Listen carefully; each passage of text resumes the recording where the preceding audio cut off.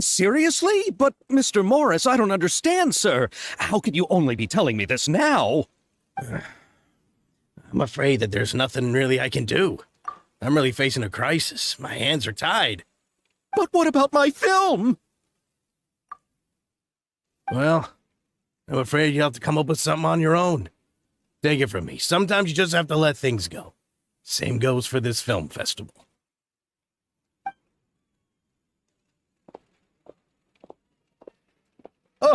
Oh. Hey, isn't it Xavier? So he's back in Fontaine now.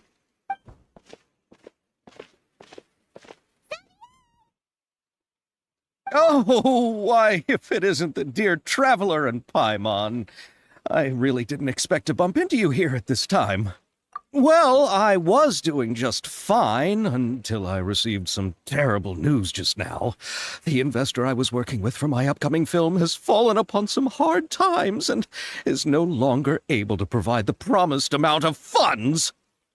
Can't you just find a different investor? Unfortunately, that's not how it works. We had signed an agreement specific to the Fontanalia Film Festival, stipulating that I cannot work with any other investors until the festival is finished. The Fontanalia Film Festival? What's that? Oh, is this your first time participating in Fontaine's Fontanalia Film Festival? Then allow me to fill you in. The Fontanalia Festival was established to commemorate the legendary Loch Knights, who went on a quest to search for the Oceanids and eventually welcomed the Hydro Arconageria. The holiday is deeply connected to the founding of Fontaine, as well as its unique laws and trials. It's one of the most important festivals for this nation. Weird expression on your face. It's like you're trying really hard to remember something. I was just trying to recall the exact description from the books, in order to avoid any unnecessary arguments over semantics. I usually try to recite things straight from the source. Well, either way, Paimon thinks she gets it now. It's just like the Windbloom Festival in Mondstadt, and the Lantern Rite in Liyue. Yes, those are festivals of a similar variety. Who doesn't like a good festival? And just like those of other nations, Fontaine will hold a plethora of events around this time each year. To commemorate the Loch Knights, people will imitate them by putting on special costumes, raising golden cups, and going door to door asking for pure water. But a few years ago, Lady Farina started to find the whole idea a little drab, and so decided to change the part about pure water to sweets. Really doesn't surprise Paimon at all. The whole thing seems more akin to a carnival now, and it's quite popular among the kids. Every year you can hear a bunch of them saying, "Trial or treat." Oh, that sounds pretty fun. But how does that connect back to the film festival you mentioned? Yes, it appears I've strayed off topic. I just got too excited after seeing you. Let me get back to the point.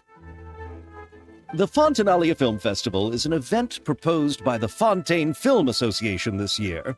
Now that film technology has matured as a medium, it's the perfect time to introduce more people to the art form. During this time, people may submit films to be evaluated, and the entry with the highest score will be given the Farina Award by the association. The what award? The Farina Award. You know, after the Hydro Archon. They coined it while Lady Farina was still in power, but even though things have changed, no one has made any motion to update the name. Perhaps everyone still thinks of it as a pretty appropriate name. Even though she isn't the Hydro Archon any longer, Lady Farina is still Fontaine's superstar. Anyone with eyes can see the way she shines on the stage. Guess the name does work pretty well when you put it that way. Oh, but who would have guessed there'd be an issue with the funding? How will I ever explain this to Miss Chiori?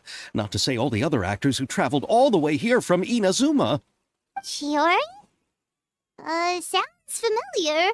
Where have we heard that name before? Yes, that's her.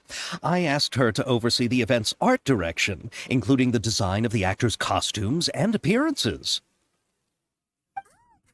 Remembers now? Navia said that her clothes were designed by Chiori, and Kirara's outfit too. How to describe her? Well, she tends to be pretty direct and can be very forceful when it comes to dealing with people. The fashion world in Fontaine has dubbed her the Thundering Seamstress. Her remarkable designs have led many Fontainians to become very interested in Inazuma. Anyway, Chiori is acquainted with all the actors I've invited from Inazuma. Without her help, I don't think I would have been able to get such an international cast for the film.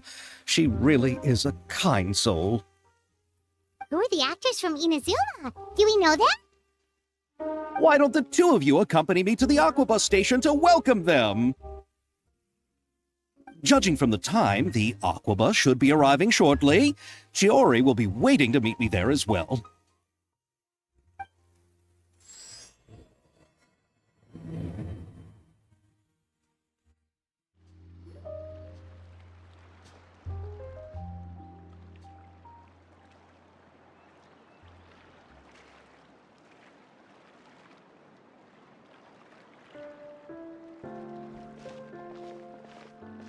Miss Chiori?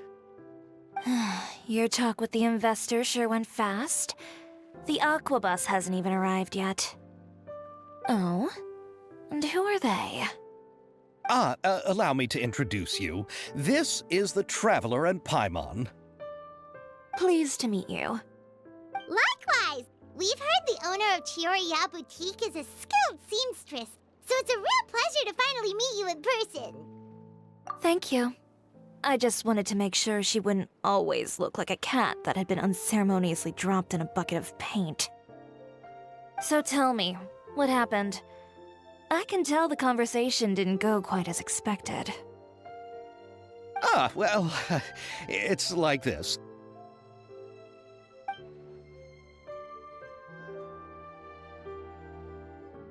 Ugh. I know, Chiori, you don't have to say it.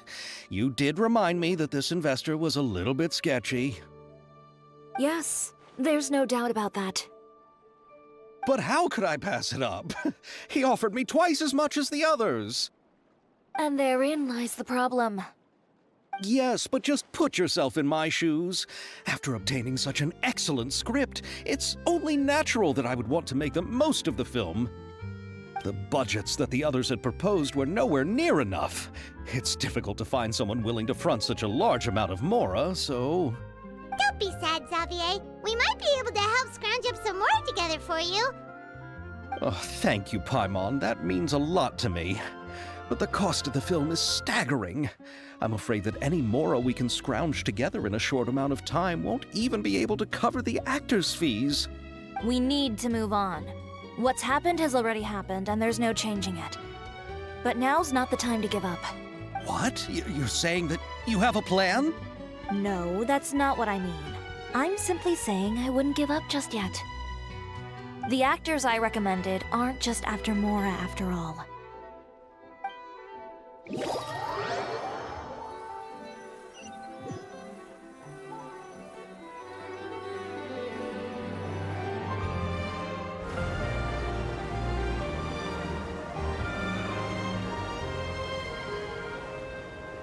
Really? Then where do you live? We Malazines live in Mercy Village. The only way to enter is from underwater. Oh, you must be pretty tired after work every day, right? I mean, you have to swim all that way just to go home. We are so thoughtful. But some Malazines choose to live in the court of Fontaine because it's so much more convenient. This is our stop. Oh, we've arrived. But I haven't even finished chatting with Abel yet. I also enjoyed Aval's introductions to Fontaine along the way. Everything you described was so clear and detailed that we can't help but want to hear more. Thank you so much. I'm usually working here on this Aquabus, so I hope I'll have the chance to see you again. There are still many more places I'd like to introduce to you.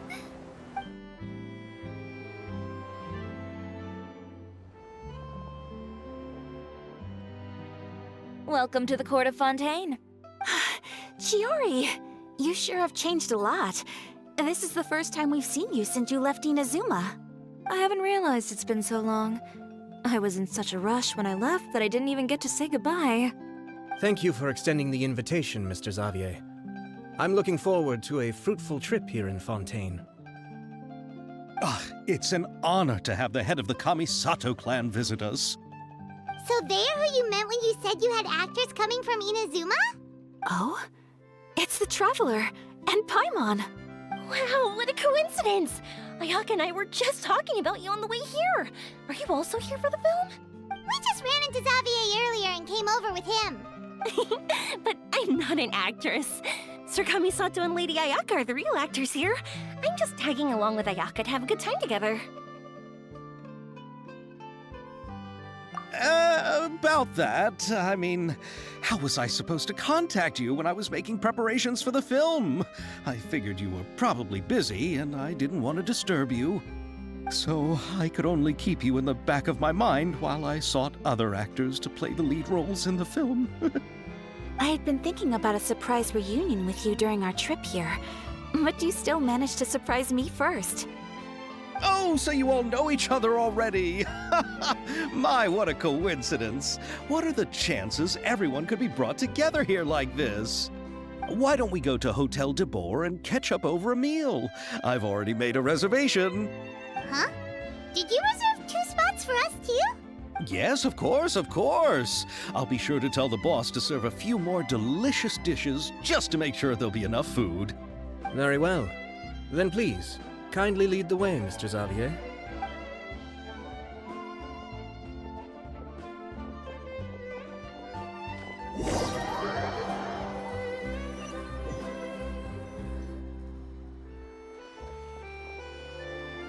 Wow, the buildings in Fontaine are so tall. Just look at how big they are. And there's the fountain that Aval mentioned earlier. It really is a magnificent sight. And look at that huge spinning sphere. Where does it get its power? Wait a sec! Could it be one of those clockwork mecha we've heard so much about? So this is what food from Fontaine is like. It sure is different from what we have in Inazuma. How should I describe it? It seems like you have to go through a lot more steps to make them. And the flavor has many layers too. Yes. When I first went to Inazuma, I actually thought the food there tasted a little too bland. It took some time for me to get used to it. Let's get back to the purpose of this trip for a moment, shall we? How have preparations for the film been coming along, Mr. Xavier? Well, I've already assembled most of the film crew, a lighting specialist, a prop manager, and a costume designer. I've also bought the copyrights from the novel's author. Oh, it's called The Two Musketeers, right? I read the script you sent me on the way here. The story is pretty good. Originally, I was planning to start filming as soon as Sir Kamisato and Lady Ayaka arrived in Fontaine, but I'm afraid I've run into a bit of a problem. Oh? What is it? It has to do with the film's investor, Mr. Morris. He suddenly informed me this morning that he's encountered some financial trouble and will be unable to release to me the amount of funding agreed upon. It's said that Fontaine's legal system is well developed.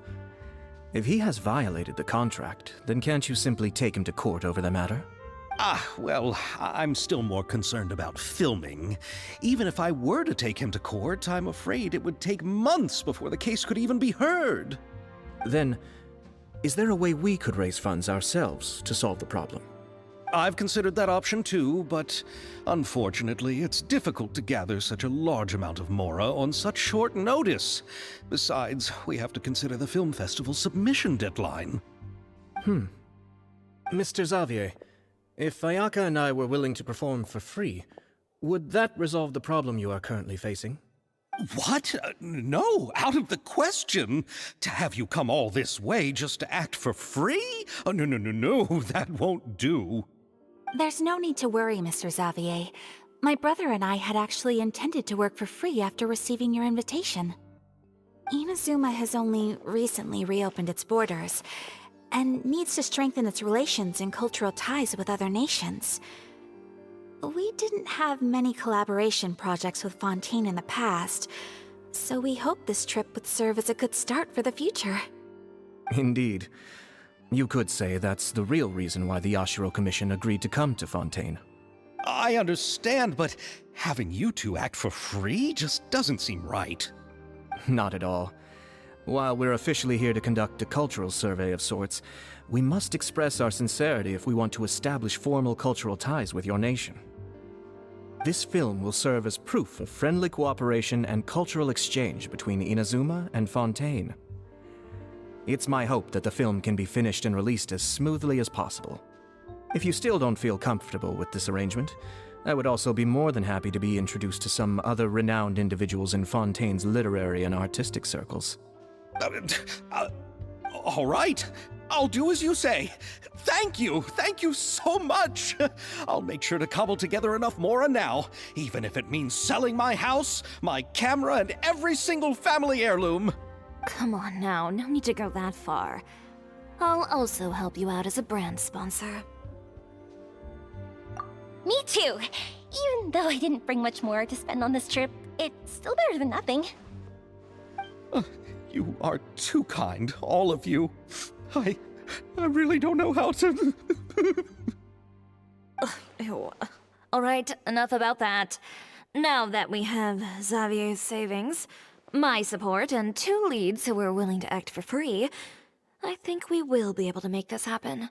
So, instead of Mora, you'll help with filming and production.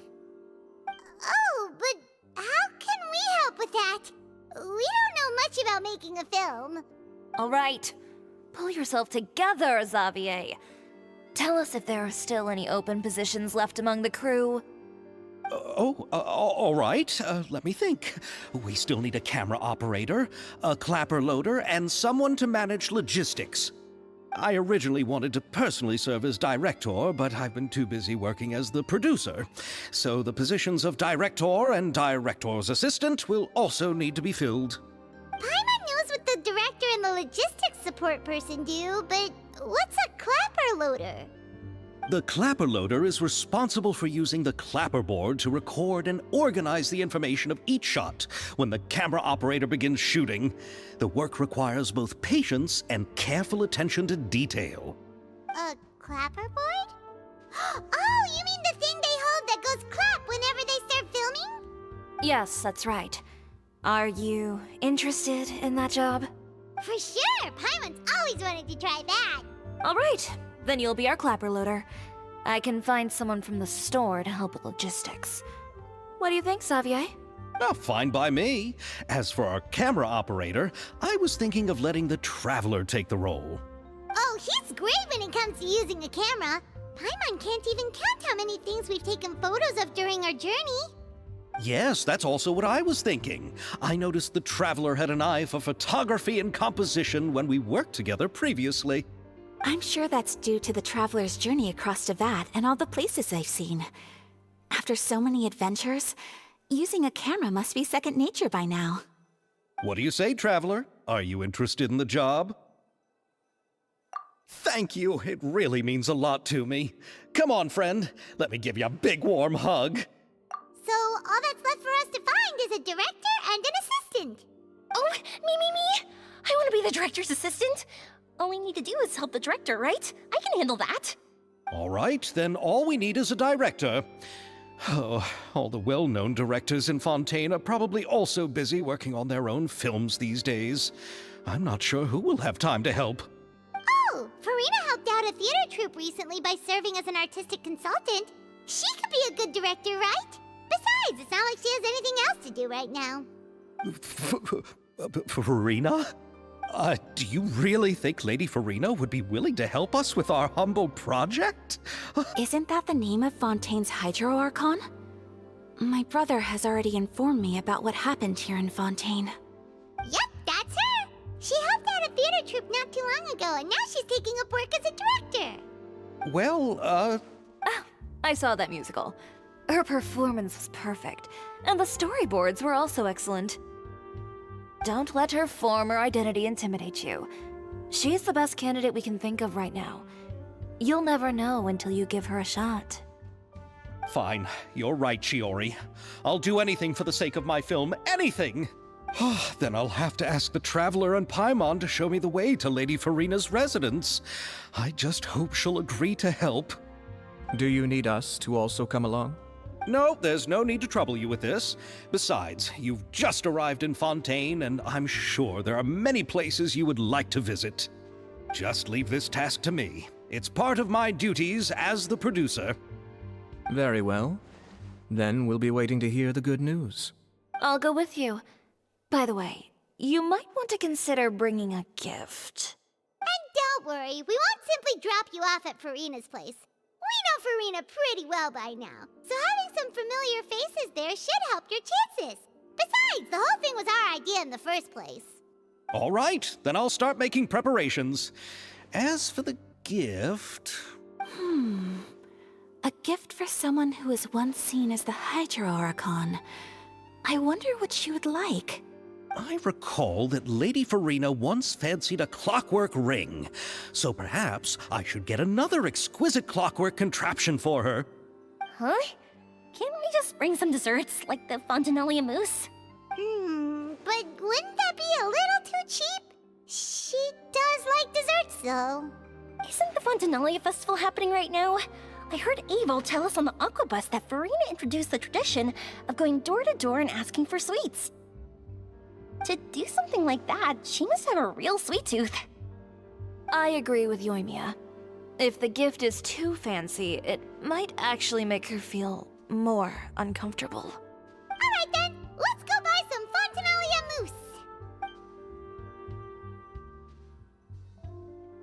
But will that really be enough? We'll be asking her to do a lot of work, you know. You're right. We need to further sweeten the deal. Huh? You want something even sweeter than Fontinalia mousse? Yes, we'll need a gift that's sweeter than any dessert in the world. But what could that be? Your words of praise. We're here! This is where Farina lives. Okay, I'll go knock on the door.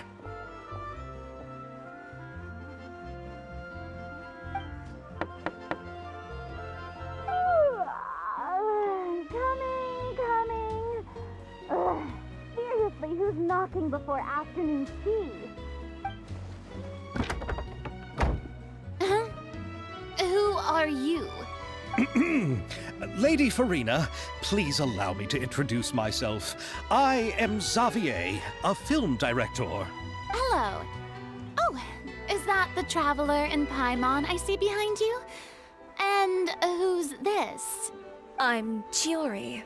Ah, the one from Chioria Boutique. Hello, hello. So, what are you all doing here? Do you need something? Did you just get up, Farina? It's already past noon, you know. Huh? Oh, Paimon means the weather is so nice in the afternoon and the sun is so warm. Just like how you make us feel. Sleeping in late is a really smart idea. No. I was just up late last night reading some novels. What does sleeping in have to do with the weather? This is a small gift we've prepared for you, Lady Farina. We hope you like it. No need to be so formal. I'm just a regular person like everyone else now. Oh, is this Fontinalia mousse? It's one of my favorites. That's great! So, actually, there's something we need your help with. Given your renowned passion and understanding of drama, I would like to ask that you serve as the director of our film crew. Oh, but didn't you just say that you're a director? Yes, but for this particular project, I'm mainly working as a producer. Besides, I'm sure that your understanding of the performing arts far surpasses my own, Lady Farina. Are the Traveler and Paimon also part of the film crew? Yep, we sure are. Paimon's the clapper loader and he's the camera operator. Camera operator? That can be a pretty technical job, and it directly affects the final quality of the film. Are you really up to it? No, I'm not questioning your abilities. It's just that I've never really seen you use a camera before. Maybe you can come up with a test for the Traveler and see for yourself. If he can satisfy you with his camera skills, then you'd have nothing to worry about and can join the team. What do you say? You sure are getting better at rolling with the situation, Paimon. Oh, I do wish to see how skilled the Traveler really is with a camera. All right, how about this? We'll work with what we have. I'll give you some scenarios and see if your work is up to my standards. Very good. It's essential for the camera operator to understand the director's vision. I'll make my decision after seeing your work. Are you ready? I have high standards, you know. Okay, grab the camera and I'll give you a scenario.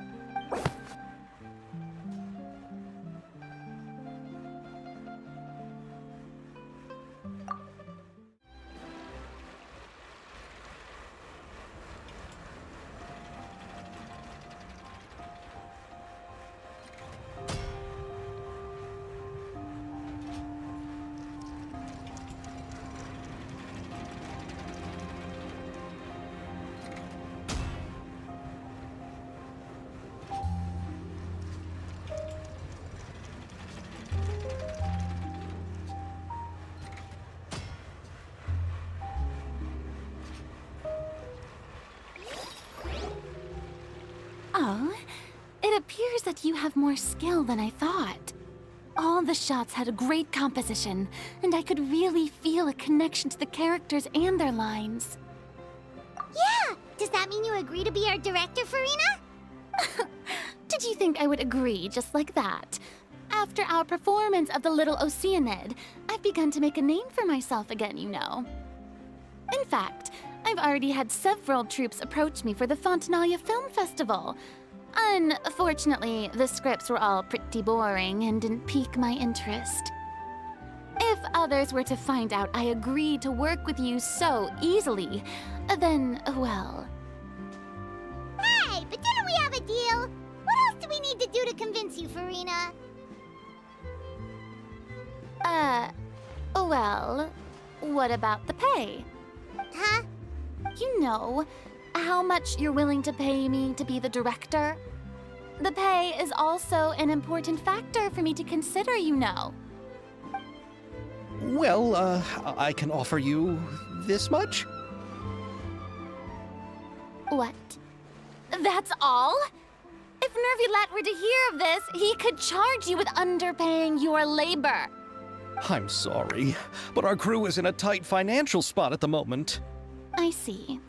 Well, even though it's highly unlikely now that I'll join your crew, there's still something I'd like to ask.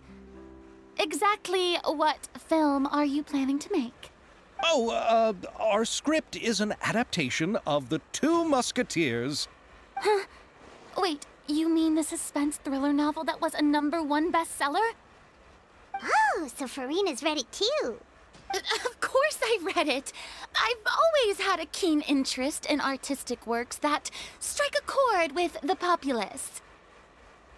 I see. It all makes sense now. You must have used most of the budget to pay for the copyright. Not really. The novel's author transferred the copyright to me practically for free once he heard that I wanted to make a film adaptation of the story. The lack of budget is due to another issue. He probably just wants to get his name out there. So, Mora isn't the most important thing to him right now. It reminds me of a delivery courier who wears one of my designs while traveling all across Teyvat. I didn't charge her much for the outfit either. The exposure she provides for my brand is well worth it. So, are you a big fan of this story, Farina? Well, it's all right. The pacing of the story is good, but the character relationships could use some work. When I was reading it before, I always felt like some things were left on a rather unsatisfactory note. I have Mr. Xavier, if, hypothetically speaking, I agree to be the director, how much freedom would I have in terms of script revisions and creative interpretation? Oh, as much freedom as you would need. I wouldn't dare doubt the tastes of Fontaine's greatest star. Good. Then I'm free to alter the script as I see fit? Absolutely, no problem. All right. It seems that your crew really can't go on without my care and direction. So, you agree? Yes, I agree. Although the pay is well below what someone of my caliber deserves. A great script calls for a great director. I mustn't let a perfectly good story be ruined due to lack of funds. If you have fine cheese and bread, you wouldn't just let it sit on the counter and get moldy just because you lack an oven, right? Oh, Hydro Archon above! I'm not dreaming, am I? Somebody pinch me. There's no more Hydro Archon, you know. And it's still a little early to celebrate. There's a lot that goes into shooting a film. Although the trickiest tasks of finalizing the script and casting the actors have already been taken care of, we'll still need to reserve filming locations. Not to say set up lighting and props. And by the way, since we'll be filming The Two Musketeers, we'll need to find an action choreographer. Ideally, a professional who has actual experience with muskets. Yes, I've thought about this as well. I was hoping that you might know someone who could handle the job. Me? If this was before, I could have simply asked Florand. But it's already been some time since I last talked to her. Navia can also use firearms, but unfortunately, her style is quite different from that of the characters in the story. Could we ask the Special Security and Surveillance Patrol? Oh, you mean the Special Patrol's musketeers? Yes, that's right. They work with muskets every day. I can't think of anyone more qualified than them. They would be under Nervilette's jurisdiction. Unfortunately, I don't have any connection with them at all. So, in the end, we still have to start by talking to Nervilette. No need to go to all that trouble. I know their Captain Chevres. Oh, you do? Wait, Chiari, how do you know the captain of the Special Patrol's Musketeers? No particular reason. Running a business means dealing with some trouble from time to time, and she's helped me out on a few occasions. In return, I've helped her handle a few situations in which the Special Patrol couldn't get involved directly. So, we've gotten to know each other over time. So you're saying there's been times when the Special Patrol needed a fashion designer to handle a situation? Your work is becoming more and more mysterious. It'd be best to keep it that way. Anyway, enough about that. What do you all think about asking the captain to be our musket action choreographer? She sounds professional enough. She is a captain, after all. I have no objections. But I imagine the Special Security and Surveillance Patrol must be busy with their duties. Do you think she'd really have time to help with shooting a film? And then there's the issue of pay. Well, it just so happens that she's also not the kind of person that's just after Mora. As for whether she has time, I'll have to go and ask her first. Then I'll leave that to you. Macaroni's on sale today, so I've got to go. You can just tell me how things went when we discuss tomorrow's plan later. No problem. Having Farina join feels like a big boost to our team. Of course. Just wait until the day of our premiere. You'll witness the true power of my name in these lands. You'll be so glad I agreed to help. I can guarantee that even the standing tickets will be sold out. I'll be sure to ask some people I know to see if they'd be willing to act as extras. Seems like you're finally getting more comfortable with your own reputation now. I didn't ask for the Clapper Loader's commentary, Paimon. Then let's get going. I happen to know where Chevres is today. By the way, I'm curious. if my pay is so low, then what about our 2 lead actors? Didn't they travel here all the way from Inazuma? Actually, they told us that they see the trip as part of a cultural exchange, so they didn't ask for any pay. What? So is every person in Teyvat who doesn't want money gathered here to shoot this film? Don't tell me Chiori isn't being paid either. I already knew Xavier from before, and he's also agreed to give my brand some good exposure. It seems the gods have really smiled upon you, Xavier. And that certainly doesn't include me, mind you.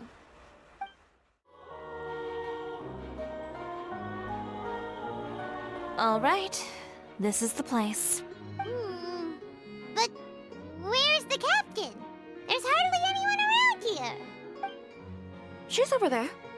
The one with an eye patch reading in front of the newsstand. Oh, her! Paimon could tell there was something different about her. She seems kinda intimidating.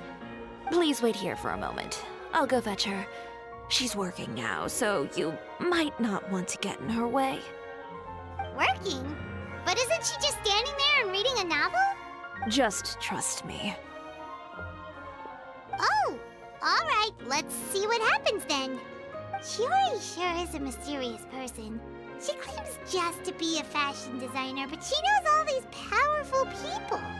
The court of Fontaine isn't particularly tolerant of visitors from overseas, so it isn't easy for a foreigner to promote their brand here, even more so in the competitive world of fashion. Even a local like me just trying to make a film has to face all kinds of challenges, so I can only imagine what Chiori has been through to get where she is today. I'm sure that having more connections has definitely worked in her favor.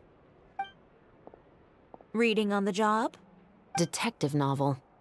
One main character? No. Multiple. Branching storylines. I see. How's the plot coming along? One of the main characters is about to make a choice that will affect the rest of his life. I'd wager he's going to make the wrong choice. Any way to speed things up? There's something I need your help with. You know that doesn't depend on me. It all comes down to what the character chooses. Which is exactly why I'm here to help.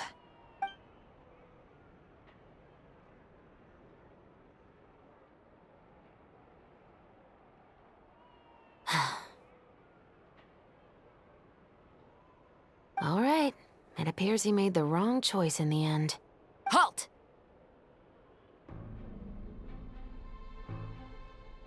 Huh? What's going on? Hand over whatever you're holding. Oh, it's just a book. I didn't buy anything else. Then I'm sure you wouldn't mind letting me have a look.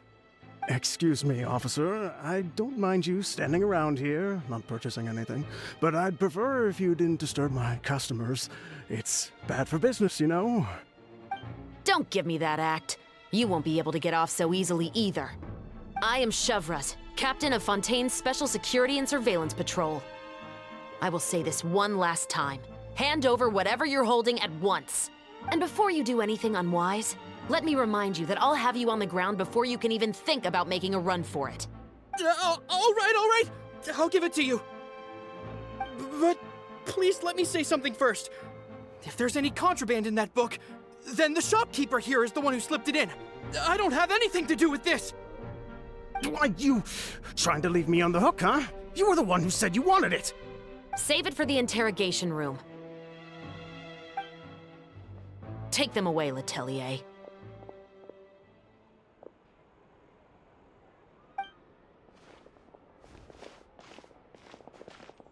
What's going on here? 1 second you're reading a book and the next you're escorting people away. And who are... Oh! Aren't you the traveler who's been all over the papers recently? Chiori, I'm assuming what you wanted to ask me about has to do with them, right? Maybe I can let you in on what's happening then. Now that Vache has been brought to justice, no new shipments of synth will be made and distributed to sellers. The Fontaine guards have been busy collecting the remaining synths still circulating on the market. Thanks to a tip from our reliable source here, this should be the very last batch. Oh, so you were pretending to read a book in order to catch the bad guys. Oh, Paimon almost forgot to introduce ourselves. Paimon is Paimon, and this is the Traveler and Xavier. Hey, I'm Chevraz. You probably already heard me introduce myself, so I won't bother repeating it. Yeah, why didn't you make a move as soon as you had the chance? Were you worried that my intel wasn't accurate?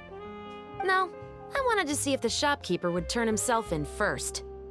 All he had to do was come up to me and say that he didn't know where the synth had come from. If he did that, then I wouldn't have had to press charges on him. He had the whole day to turn the synth over to Chevraz. But instead, the moment I came up and blocked Chevraz's line of sight, he took the opportunity to sell it off. Yep, he made the wrong choice, even though the right choice was right there in front of him. But you knew they wouldn't make the right choice. Yeah, I knew. I was just hoping I'd be wrong for once. Enough about that, though. What did you want to ask me about? Oh, you see, it's...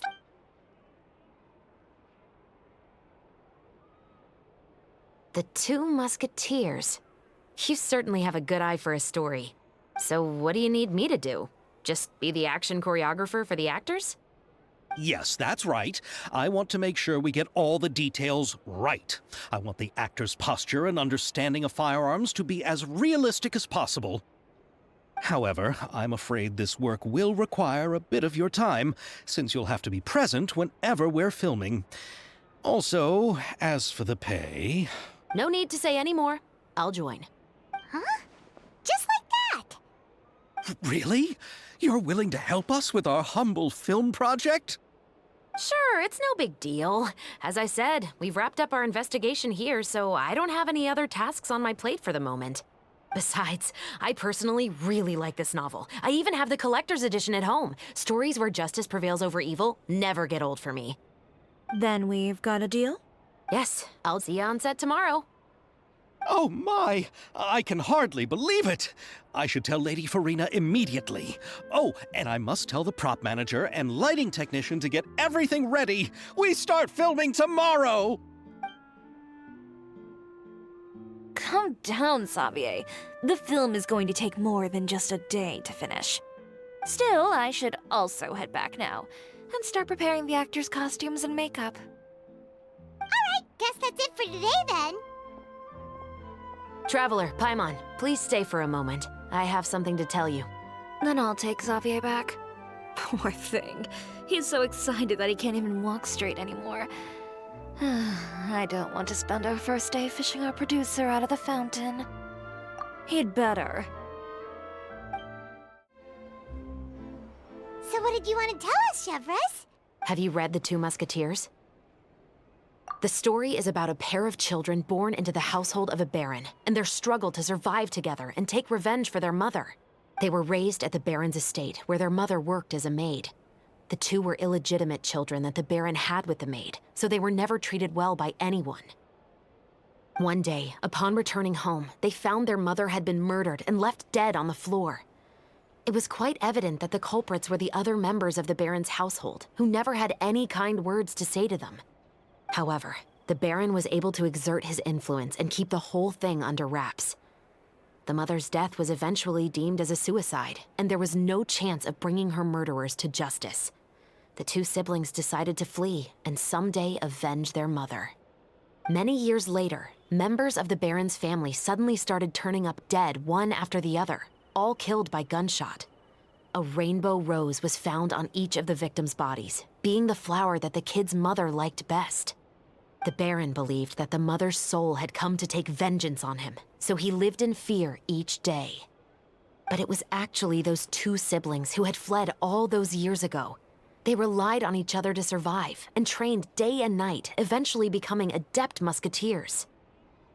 They used all of their abilities to collect evidence and clues before executing their plan and exacting revenge on the Baron.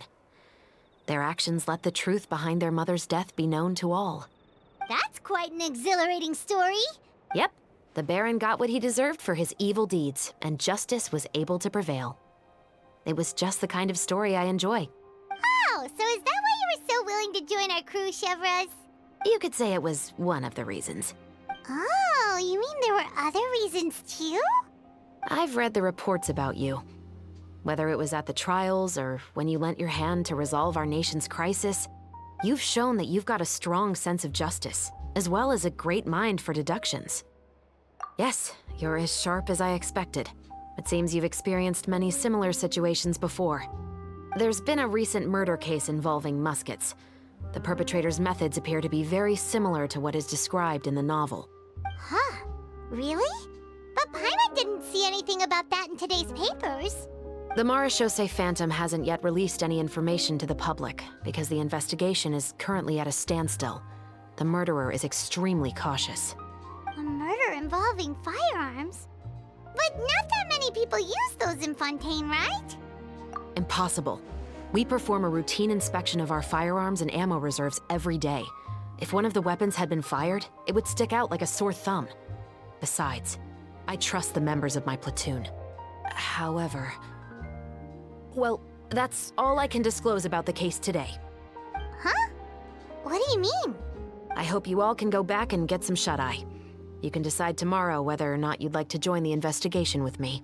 I'm aware this might not be the ideal time to add more to your plate, but the more capable people we have, the better the chances that justice will prevail. Carrying out investigations isn't actually supposed to be our responsibility. Our job is to apprehend the perpetrators.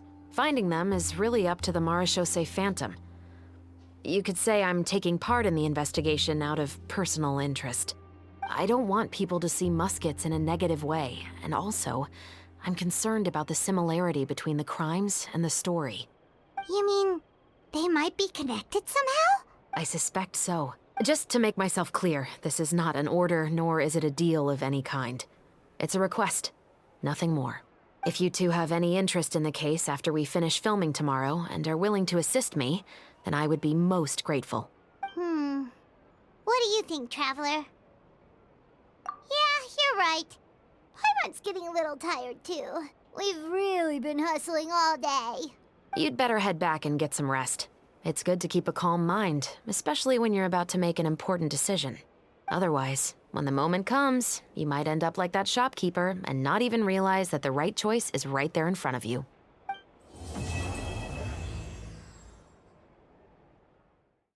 Ayaka! Yoimiya! You're already here! Good morning. Xavier said yesterday afternoon went well. Yeah, and how about you, Ayaka? What were you up to yesterday? After we split up, Ayato went to see Udex Nervillette at the Palais Mermonia. I was originally thinking of going with him, but he said he could manage it himself. He told me to go see the sights around Fontaine and to enjoy the local culture. So I rode the aqua bus with Yoimiya and visited the opera house on Aranias Island. Yeah, you wouldn't believe what we saw there! 2 mechanical puppets that were dancing together! You've already seen them, right? Yeah, those two! Amazing, aren't they? We sat and watched for quite a while. It was mesmerizing. Like we could keep watching them forever. Oh, it was the same for us the first time we saw them, too! Afterwards, we went swimming at the beach! Well, diving, to be exact. It was the first time I ever breathed underwater! I held Ayaka's hand and we counted down together. 3, 2, 1, and then splash! We were beneath the waves.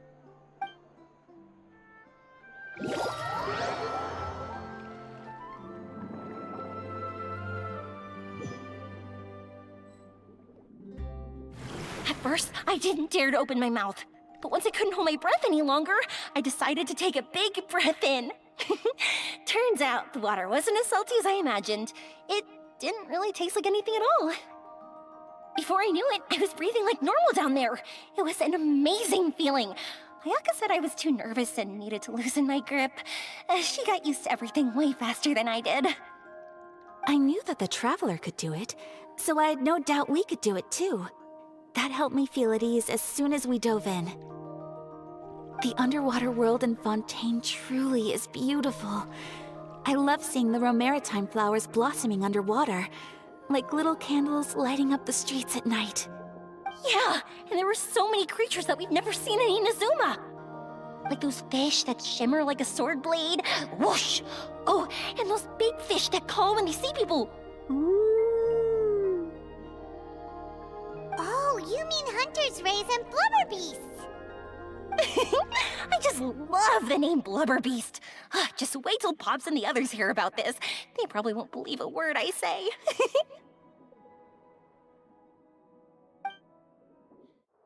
Yoimiya was down there for quite a while. It was dark before we finally rode the aqua bus back to the city. I figured she'd want to sleep in today. Yeah, even I was worried I wouldn't be able to get up. I still felt like I was drifting in the waves when I went to sleep last night. But as soon as I woke up today, I remembered that we'd all be shooting a film together, and I was ready to go. Speaking of the film, where's everybody else? My brother and Xavier were speaking to the restaurant owner about using the place as a filming location. They should be here soon.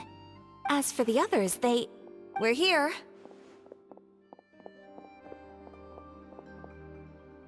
Please excuse my tardiness. I just finished the Special Patrol's 6-mile morning jog. Wait, 6 miles? I'm so tired. I heard you all chatting, so I decided to come down. I sure could use some of that endless energy everyone else has. Good morning, everyone. Morning. Can someone fetch me a cup of coffee? More milk, hold the sugar. Sure, I'd be happy to do that for you. No, you can't go anywhere. Please, have a seat over here so I can get started on your makeup. The last thing I want is coffee stains on my costumes. I can get the coffee. It's the perfect job for an assistant.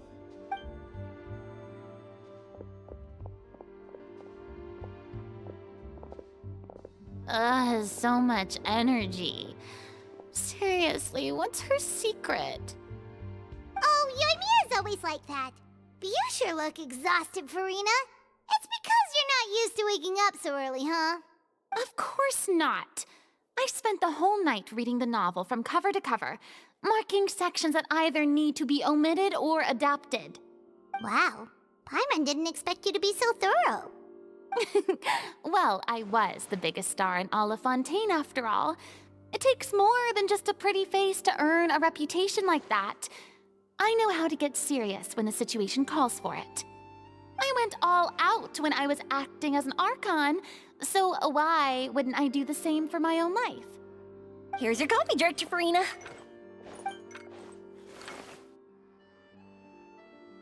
Oh, thank you. The sound of being called director and the aroma of coffee feels almost as refreshing as hearing the birds chirping in the morning. It seems everyone has managed to arrive on time. We've reached an agreement with the restaurant owner. We are free to use the second floor to shoot our film. Really? That's great! He is really looking forward to our film and hopes that providing his restaurant as a filming location will attract more customers. Well then, Mr. Xavier, I'll leave the rest to you. Okay, thanks. First, I'd like to introduce our new members. This is our prop manager, Veronique. She'll be in charge of all the film's props and items. And this is Bonneau, our lighting technician. He'll be in charge of lighting and illumination to set up each scene's atmosphere. Wow, sure feels like we have some real professionals joining the crew now. First of all, please allow me to first express my sincerest gratitude to everyone in the crew. When my investor informed me yesterday that he wouldn't be able to provide the funds, I really thought that this was the nail in the coffin for this film. I had no idea that I'd find so many people willing to help me on such short notice. Thank you. Thank you all from the bottom of my heart. No need to be so cordial, Mr. Xavier. We're all honored to be a part of this. Your works made a profound impression on me when I saw them back in Inazuma.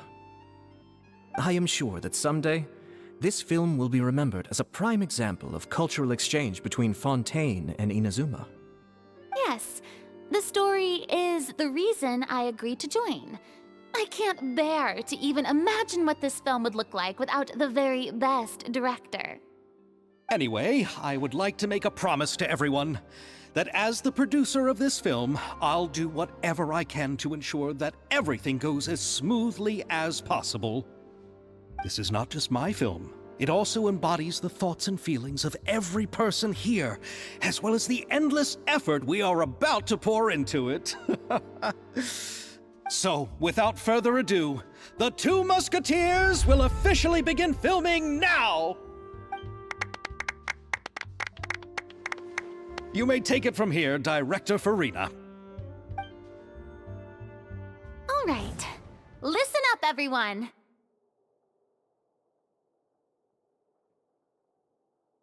The first scene takes place when the two young musketeers are living at the Baron's home, still unaware of all that is about to happen to them. We'll need props and lighting to set the scene. Our lead actors can go get their makeup done, and extras, please take this time to go over your positions. Whoa.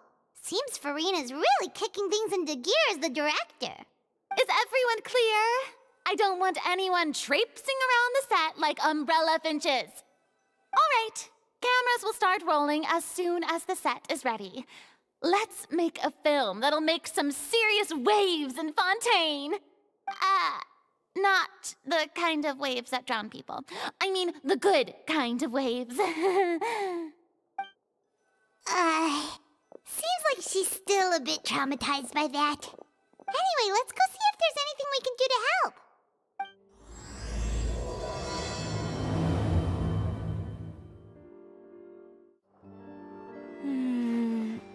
Ayaka has mentioned you to me before. She said that you two were great friends when you were kids. No talking. I'm thinking about how to do your eyeshadow. Ah, yes. To help me really look the part. To achieve a more young and naive look for this scene. Are you saying the wrinkles around my eyes are too deep? You just have too much of a calculating look in your eyes.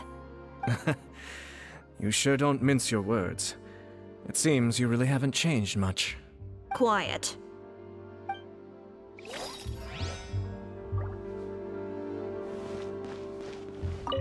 Ah, so this is what a musket looks like. Not exactly.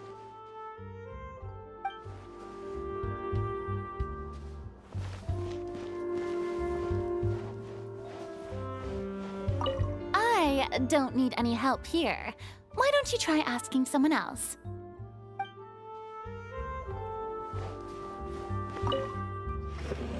How about here?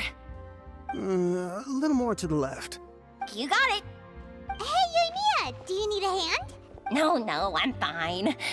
You know, doing the lighting is kind of like designing a fireworks show. It's interesting to imagine what kind of atmosphere the lights will create. I heard that the Traveler will be operating the camera and Paimon will be the clapper loader, right? Those roles are just perfect for the two of you. Really? Is that because it'll be easy for Paimon to hold the clapperboard while flying? Well, sure, there's that, but that's not exactly what I meant.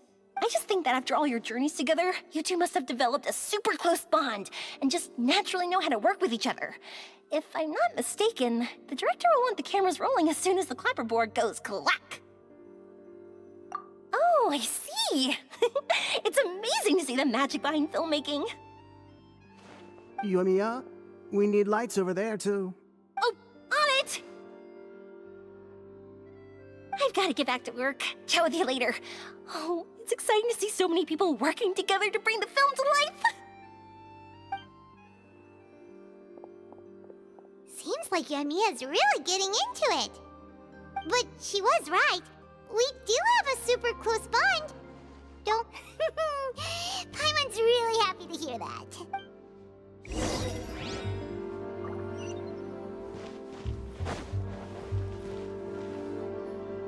So, this is a real musket? No, it's just a prop weapon. Not bad. Have you seen a real musket before?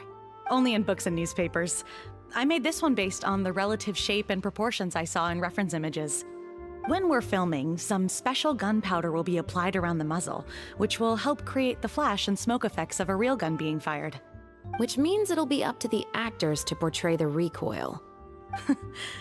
That's right. The sound effects for gunshots will also be added in post-production. Thank you, Veronique. I think I know where to start now.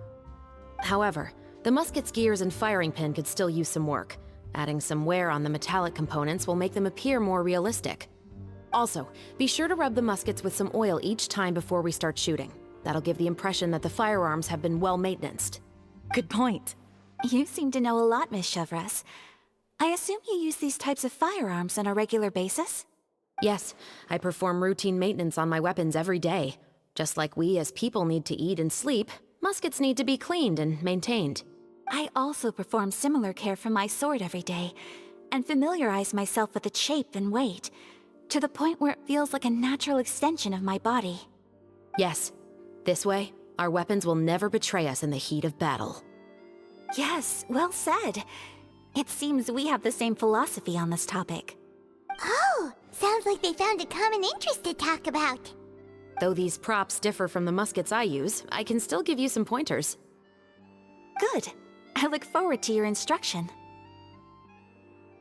First and foremost, never point the weapon at anyone, regardless of whether it's a real or prop weapon or whether you're holding it or it's on the table.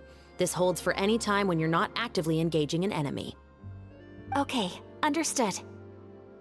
When aiming the musket, extend your arm so that it's level with your shoulder, and use your eye to look down the weapon's sights. Like this? Not bad. Now, try saying your lines. This is the end of the road for you. Good. Now turn your body a little. That way, you'll give your enemy less of a target to work with. And relax your shoulders. Here, allow me to demonstrate. This is the end of the road for you. Huh. Excuse me, Miss Chiori. Director Farina, there's something I wish to discuss with you. Oh? What is it? Like this? Yes, much better. What do you think? I do see your point. But are you sure you wish to do this? I believe it would be most fitting. Well, if you insist. All right, I understand. Miss Ayaka, Miss Chevres, could the two of you please come over here? Huh? What's going on? Are we gonna start filming now? Let's go see. What is it? I have a question for you, Miss Chevres. Would you be willing to play the role of a musketeer? What? To clarify, I would like to turn over my role to Miss Chevres. But brother... Don't worry, Ayaka. I actually view this as a good thing. I was becoming troubled trying to set aside some time to speak to the staff at the Palais Mermonia. I would like to have some conversations about the cultural exchange between our two countries, and I've heard that the bureaucratic process here can get rather complicated. Now, I will be able to focus on my work.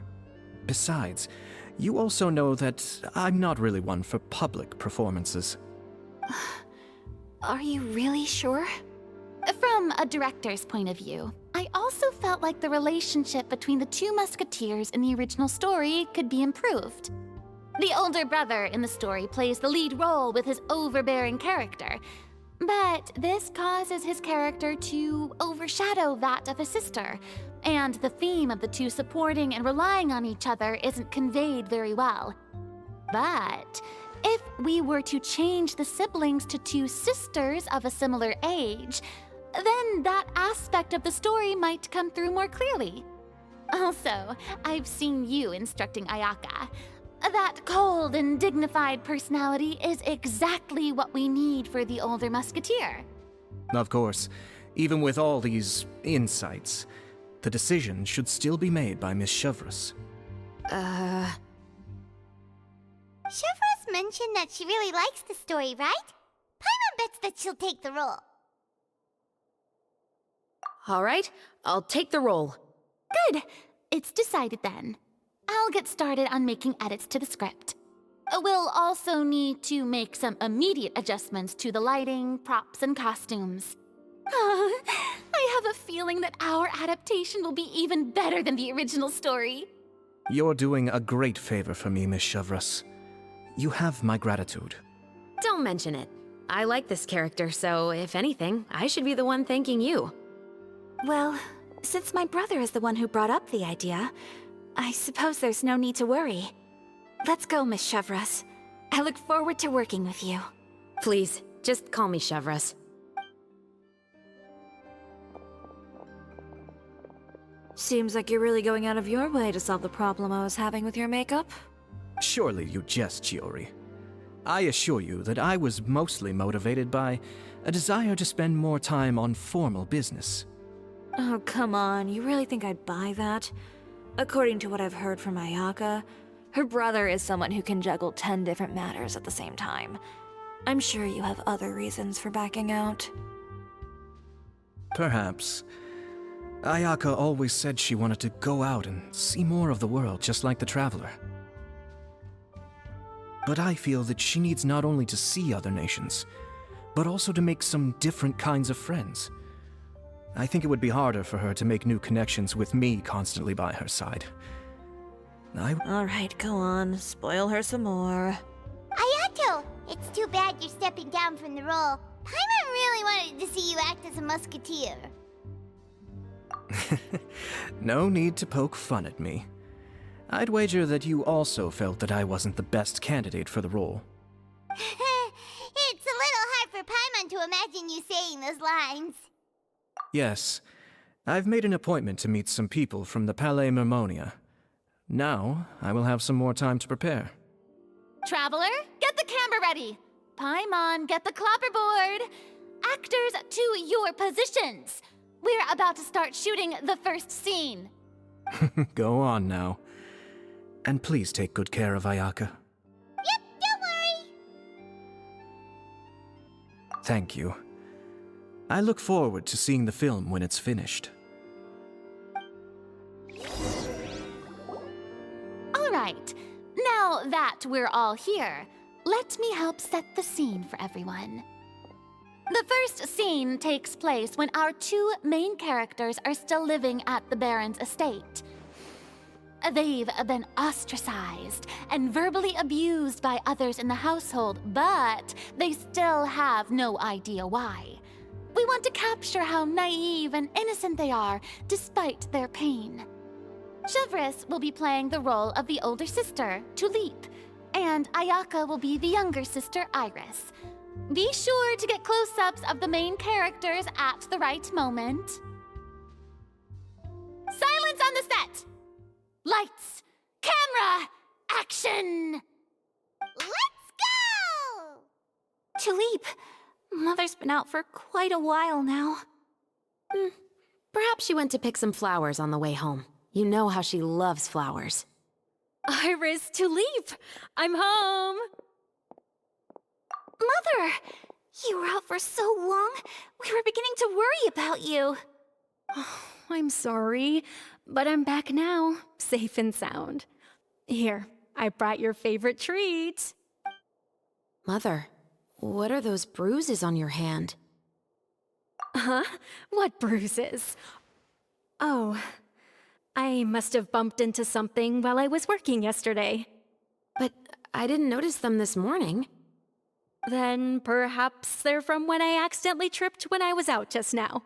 By the way, did you have fun playing at home? What's the matter, Iris? Well, we've realized that no one really wants to play with us. They even took Iris's doll and spat at us. And they even called us names. They said we were... Shh! It's all right, don't worry. It doesn't matter what anyone says. Don't listen to them. No one can define you with such words. You both have wonderful lives ahead of you. Just like your names. You will both blossom like beautiful flowers. Maybe your time to blossom hasn't quite come yet, but one day, you two will bloom more beautifully than anything else. Don't let the soil you're in now ruin your future beauty. Understand? My dear daughters. And cut! Not bad. The actors' emotions were all on point. Let's keep that take. Also, if our clapper loader could avoid shouting at the start of the scene next time. Oh, got it. Great. I was a little worried that my nerves would get the better of me. What about you, Chevros? I felt fine. The lines weren't too difficult at all. Seems like Farina must have adapted the role nicely. You two were great. I couldn't tell it was your first time acting in a film. You should have more confidence. Thank you for your encouragement. Positions, everyone! We'll move on to the next scene after we try a few more camera angles.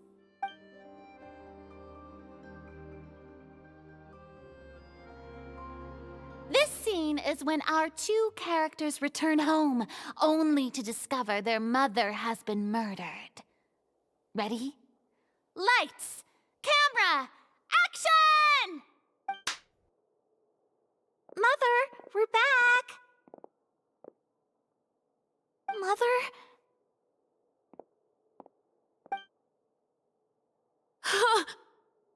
What's wrong, Tulip? Iris, stay away! Huh? Why? What's... Mother! Mother...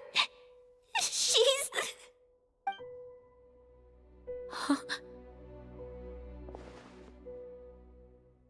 There's poison in this cup. Huh? I could have sworn I've seen this kind of cup before. Those aristocrats. They didn't even try to cover up their actions.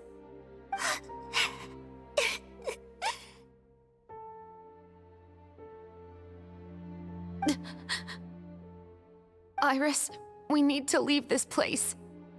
Leave? But now that Mother is gone, where can we even go? Anywhere. All I know is that we can't stay in this house. But are we just going to let them get away with this? We'll have our revenge, I promise you. Just not right now.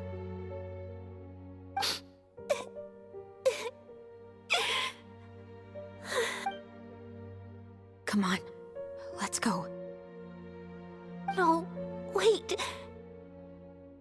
We can't just leave Mother here like this. At least let me leave this rose with her.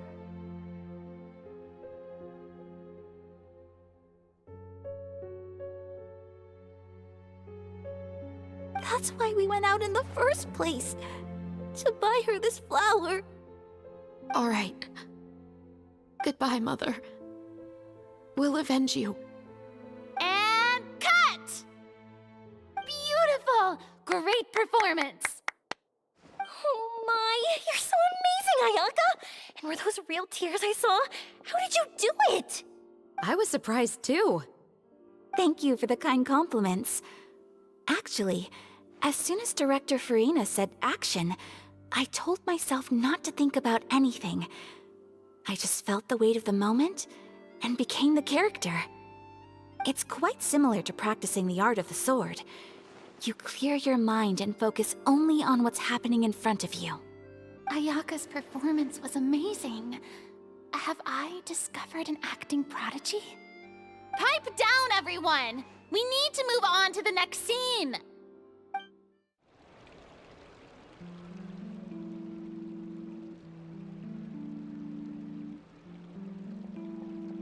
Huh? Are we done already? But Paimon wants to keep playing with the clapperboard. How do you feel, Traveler? Is your arm sore from holding the camera all day? Good work, you two. You too, Chevros. You were quite the actress today. I've read this novel many times before. I have a good grasp of my character's mindset. Anyway, do you remember my request from yesterday? Oh, right! We were having so much fun that Paimon nearly forgot.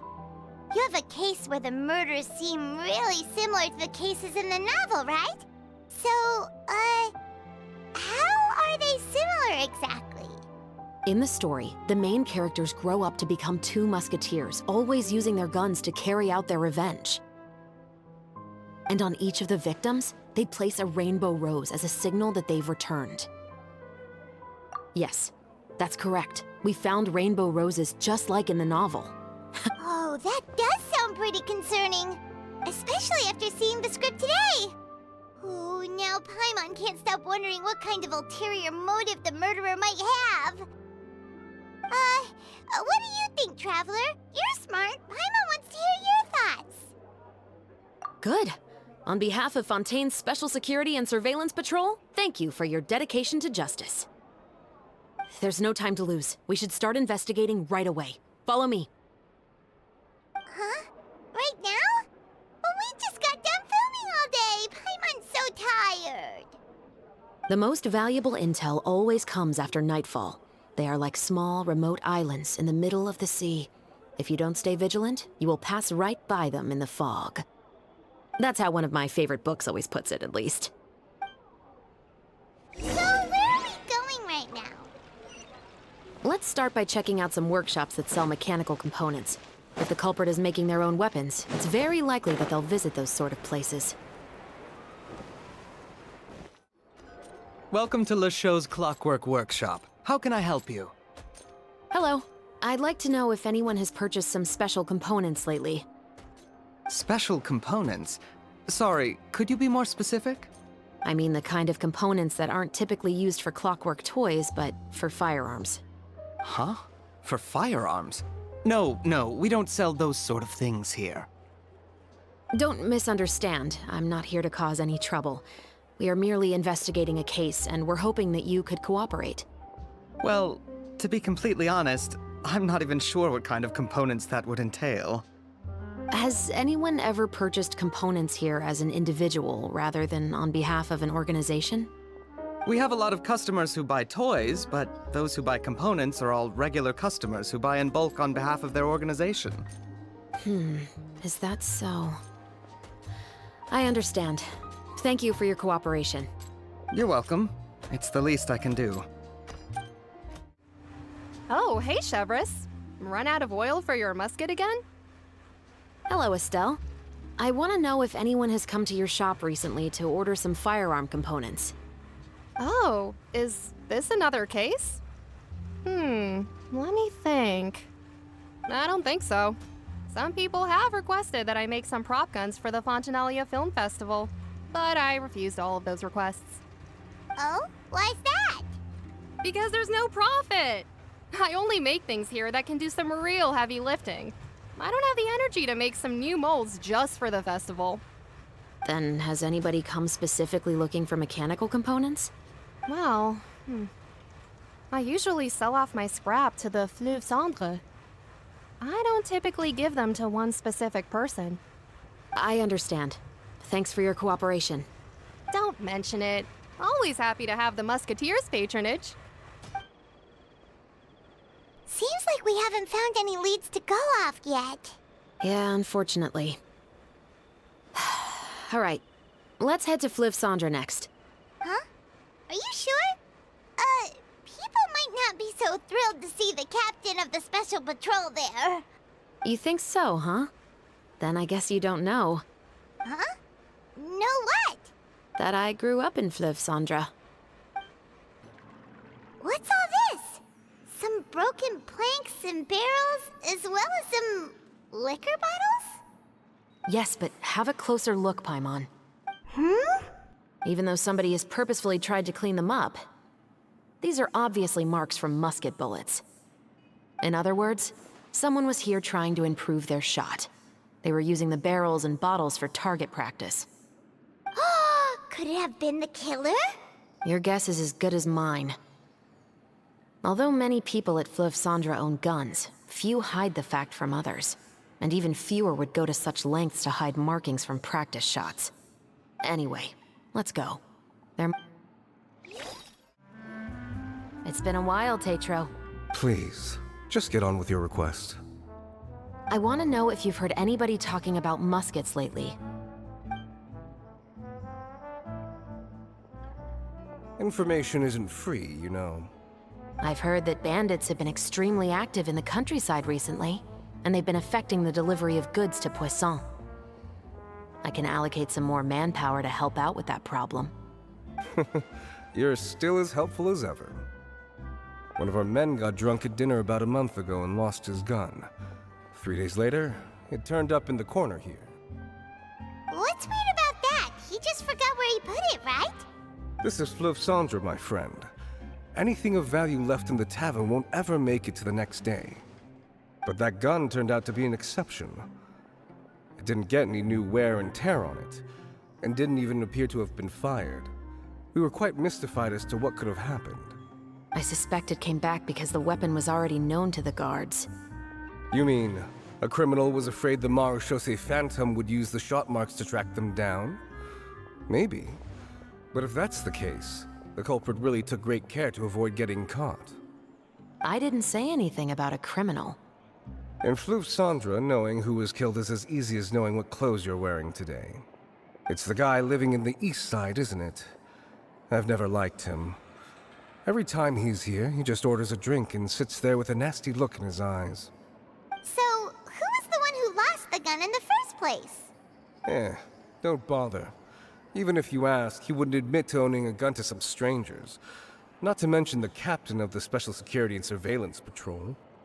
He's right. I know you grew up here, Chevreuse. Even though you're on good terms with the Spina, you've still been gone too long. Not many people know you here now, and a lot of people don't like the Special Patrol. I know. So take my advice and don't show your face too much around here. It's for your own safety. I'll come and go as I please, and I'm afraid I'll be appearing more often due to my work. All right. Don't say I didn't warn you. Hello, I'd like to ask some questions. I don't know anything. Don't worry, I'm not here to arrest anybody. You say that now. It's the truth. Here, take this as my guarantee. Wait, did Paimon just see what she thinks she saw? Is the captain of the Special Patrol bribing a citizen? Seems you're different from the other guards. What do you want to know? Have you heard anything related to muskets in Fleuve Cendre lately? Anything at all? Muskets, huh? All I know is that about 2 weeks ago, we started hearing some loud noises at night. So, were they gunshots? Possibly. It's hard to tell around here. Someone's house collapsing, a pipe exploding somewhere, it's all the same. But the noises I'm talking about definitely happened after I fell asleep. Do you know where the noises were coming from? I don't remember clearly. Is it that you don't remember, or that you need to think about it some more? You tell me. Then please, think about it some more. She's giving her even more Mora! The noises came from the end of the Southern Waterway. I came out and had a look for myself when I wasn't sleeping well, but I didn't dare get too close. That's all I know. All right, I'll take your word for it. Thanks for the pâte de fruits.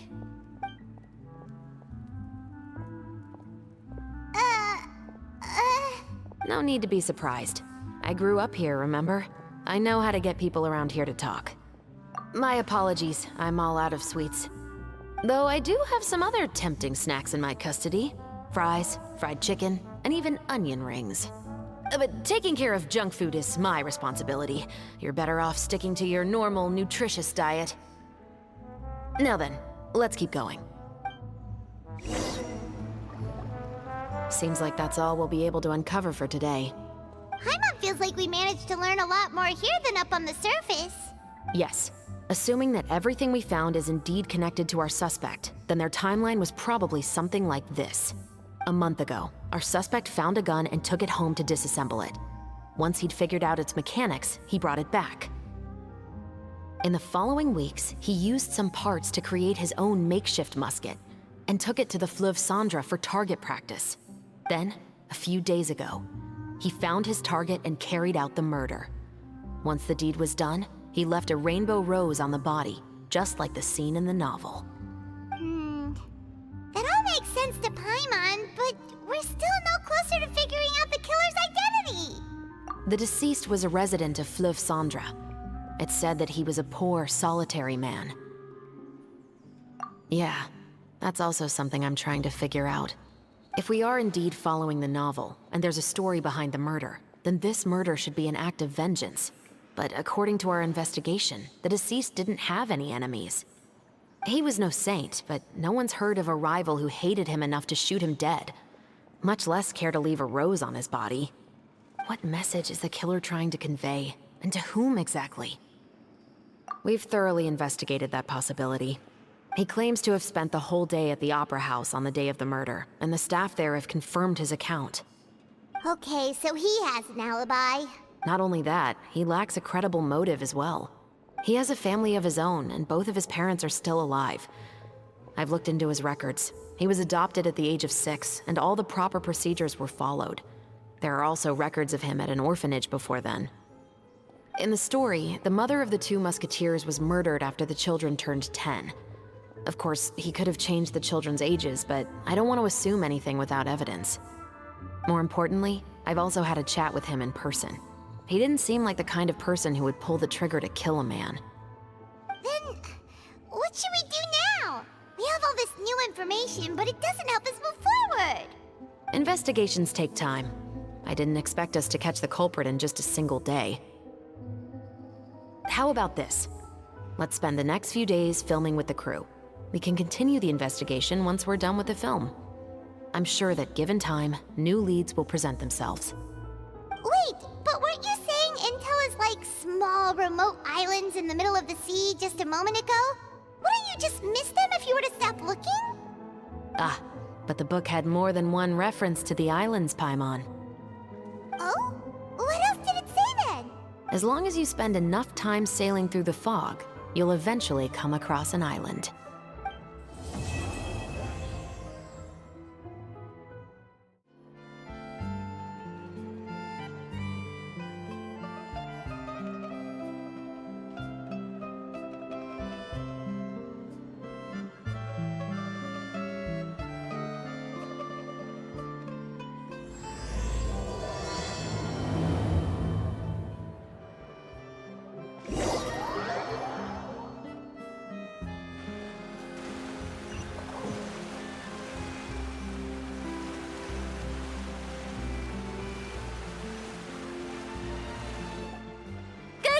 Everyone, we're looking to wrap with our 2 main ladies today.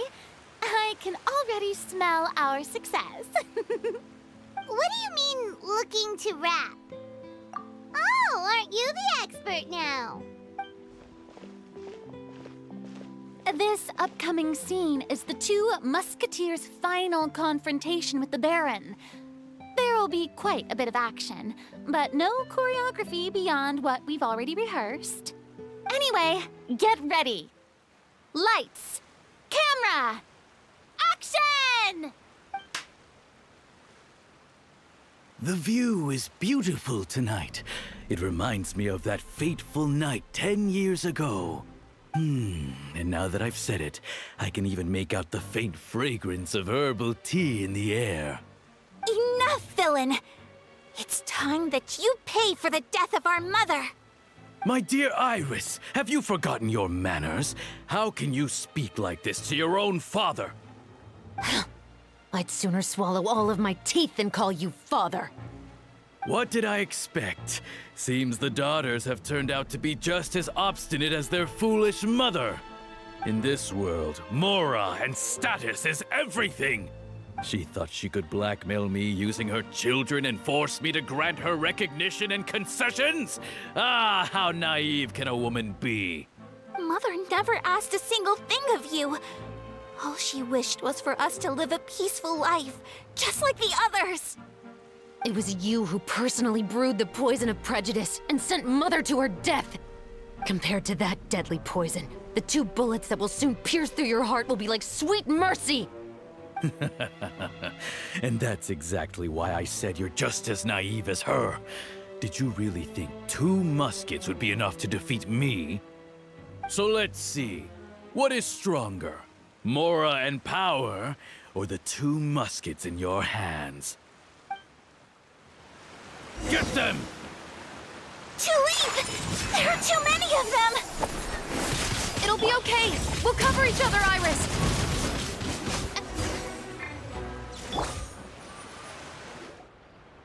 I've lost. To think I'd lose to my own 2 kids. We are no children of yours, and we'll never call that place our home. Then tell me, what did you do all this for? You lost your mother, and will soon kill your father as well. What will you gain in the end, other than sentences for your crimes? We will gain our long-awaited justice.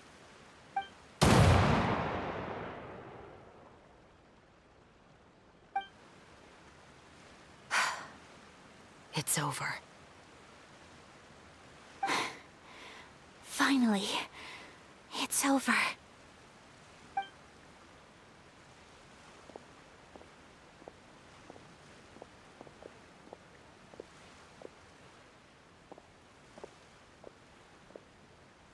So, where will you go now, Tulip? I'm not too sure, Iris. Maybe somewhere with lots of flowers? After all, Mother always did love going where the blossoms were. What about you? I want to go visit Mother's grave. Yeah, that's not a bad idea.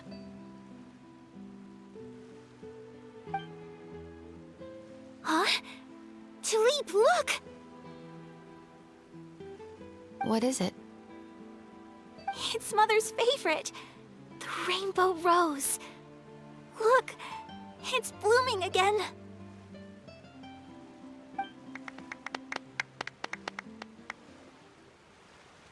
Excellent! That was beyond mesmerizing. Even I didn't expect the scene to go so well. And we got it in a single take. All right, everyone. We've got a wrap for Tulip and Iris. Congratulations, Ayaka and Chevrolet! Thank you. I didn't expect our parts to wrap so quickly. I wish I could savor the experience for just a bit longer. Paimon totally understands. Paimon's not ready to say goodbye to the clapperboard either. Filming has really been a lot of fun. You were great too, Chevrolet. The way you said, long-awaited justice. It gave Paimon chills. That is indeed my favorite line in the whole book. I still remember trying to act it out in my room the first few times I read it. Whoa, Paimon would have never guessed you're that type. Who doesn't like stories where the guilty are punished and justice prevails over evil? Don't forget, I'm the captain of the Special Security and Surveillance Patrol. Captain, I have something urgent to report. Please excuse me, everyone. I'll be back in just a moment. It's okay, don't worry about us.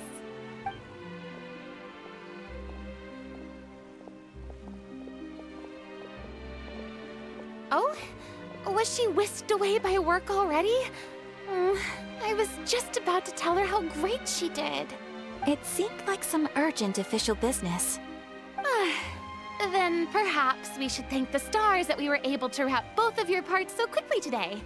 Switching around the filming schedule would have been a real pain. Anyway, I actually came over to let everyone know that we're all done for today. You can go home and get some rest. And one last thing, Miss Ayaka. Your acting skills today were immaculate as always. Are you sure you won't consider taking up full-time acting? See, I just happen to know this great troupe that's still looking for a lead actress. Thank you for your kind words, Director Farina. Unfortunately, there are still many matters that I have to take care of back home at the Yashiro Commission. I cannot remain in Fontaine to pursue an acting career. Nevertheless, I will make sure to treasure this incredible opportunity in my heart. Oh, that's a shame. But I understand. Just let me know if you ever change your mind. I believe it's also about time for me to take my leave. But hopefully I'll see you on set over the next few days. Even though my part's wrapped, I'd still like to swing by and help out the crew. See you tomorrow, Traveler and Paimon. Yep, see you tomorrow! Well, what should we do next? Maybe we'll go investigate the case some more with Chevrolet today. Traveler, Paimon, please come with me. Huh? Where are we going? You could say that our ship has finally chanced upon one of those small, remote islands of intel.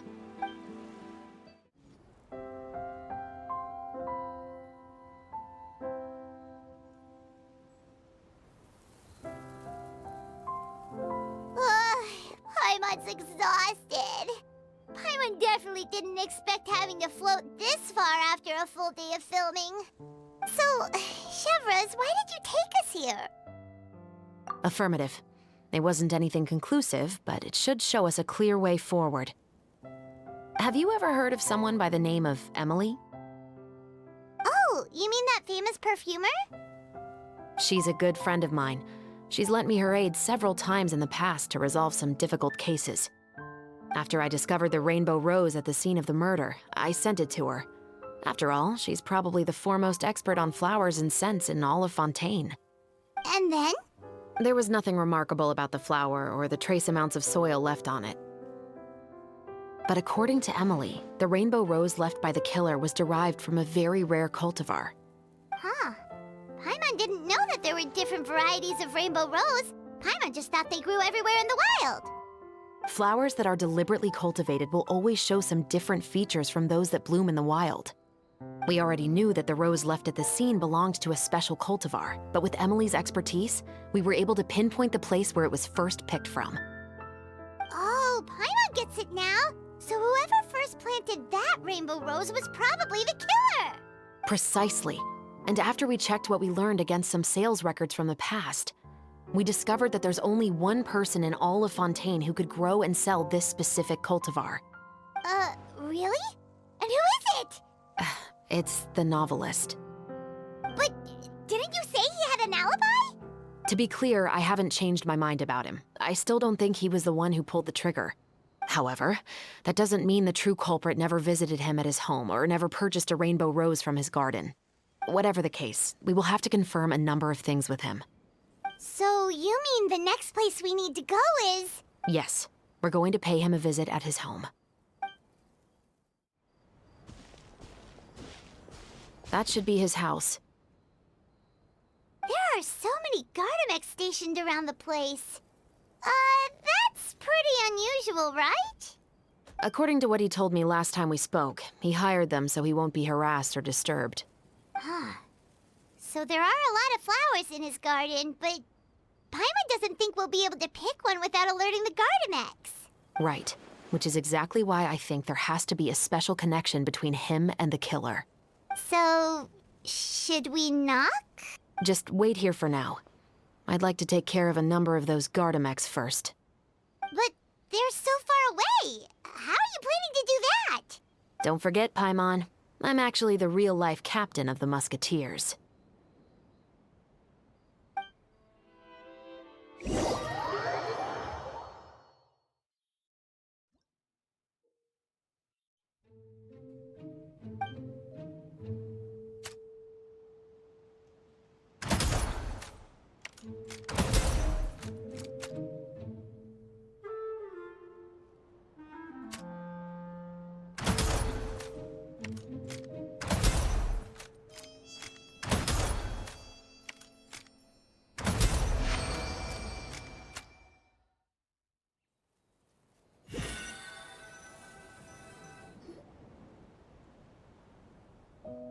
All clear. Let's go. Wait! Paimon's a little nervous now that we know he could be the killer. Can we go over our plan of action again? I'll go knock on the door and make sure it's safe inside. Once we're sure that we're in the clear, I'll ask him to come with us for a quick round of questioning at the guard's headquarters. But can't we just arrest him? We still have no evidence that he's the killer, or that he lent the killer any direct aid. Still, it would be appreciated if you could pick a rainbow rose from his garden for me while I'm talking to him. It'll help the Marechaussee Phantom confirm Emily's theory. Sure, no problem. Just be careful, Chevroz.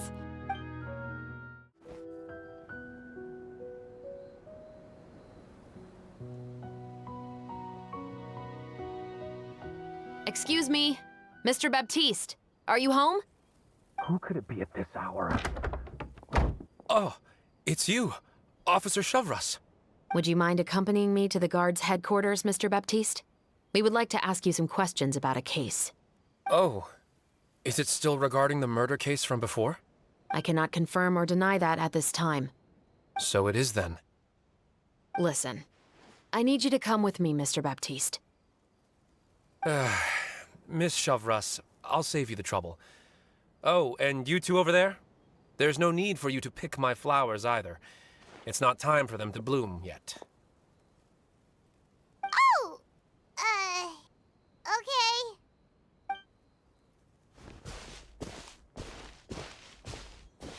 By saving me the trouble, you mean... I will confess. I was the killer. Huh? He just admitted he's guilty! Please relax, everyone. I'm not armed. The musket you're looking for has been buried in my backyard.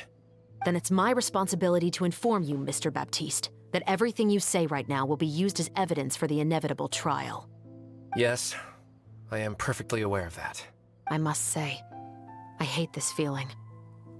Oh? Is it because I confessed? Or because you've been proven wrong? Both, I suppose. For the same reason as the one I wrote out in my novel, of course. I did it to exact revenge. I know you haven't figured out the link between the two of us. Had you done so, I'd have been taken away to the headquarters a long time ago. But that won't stop me from always remembering his grotesque face. After all, he was the one who killed my mother. Your mother is still healthy and well. You know, I was adopted as a child. I was referring to my birth mother. That was never recorded in the orphanage's records. Please forgive a 6-year-old child for concocting some lies to protect himself after watching his mother die right in front of him. So, your novel, it was like a record of your life? No, of course not. It was a work of fiction with many embellished parts. But I am indeed the illegitimate son of a wealthy and influential man who abused his power to murder my mother. That part was 100% real. But the man you killed didn't have a Mora to his name. He was a hired assassin, an irredeemable beast who sank his fangs into a defenseless woman just for a few bags of Mora. But if that's really the truth, you wouldn't be telling us any of this now. You still haven't managed to take revenge against your father, the true mastermind behind it all. I never thought I'd hear that kind of thing from the captain of the Special Security and Surveillance Patrol. I'm simply skeptical about your motives. It's simple, really. I've grown tired of everything and don't want to shoulder this burden anymore. You may have considered me too soft to pull the trigger. Well, as it turns out, you are exactly right. I've become overwhelmed by the aftermath of the murder. So you're going to call a stop to your revenge, just like that? The true mastermind is too rich and too powerful for me. I've accepted that I will never be able to avenge my mother alone. And so what? The characters in your book never gave up?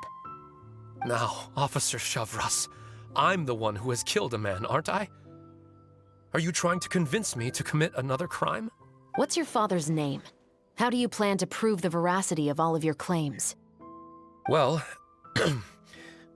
I'd like to speak with you privately. Sure. Why don't we speak privately at the guard's headquarters?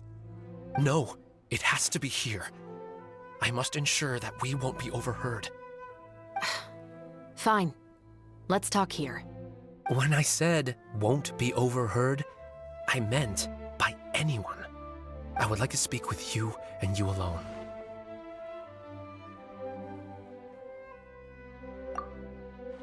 Thanks. I appreciate it.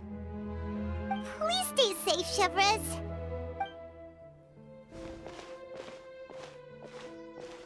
All right. Let's hear it. Will you really believe what I'm about to say? Well, that depends on what you're going to tell me. Fair enough. Fair enough. Then listen closely.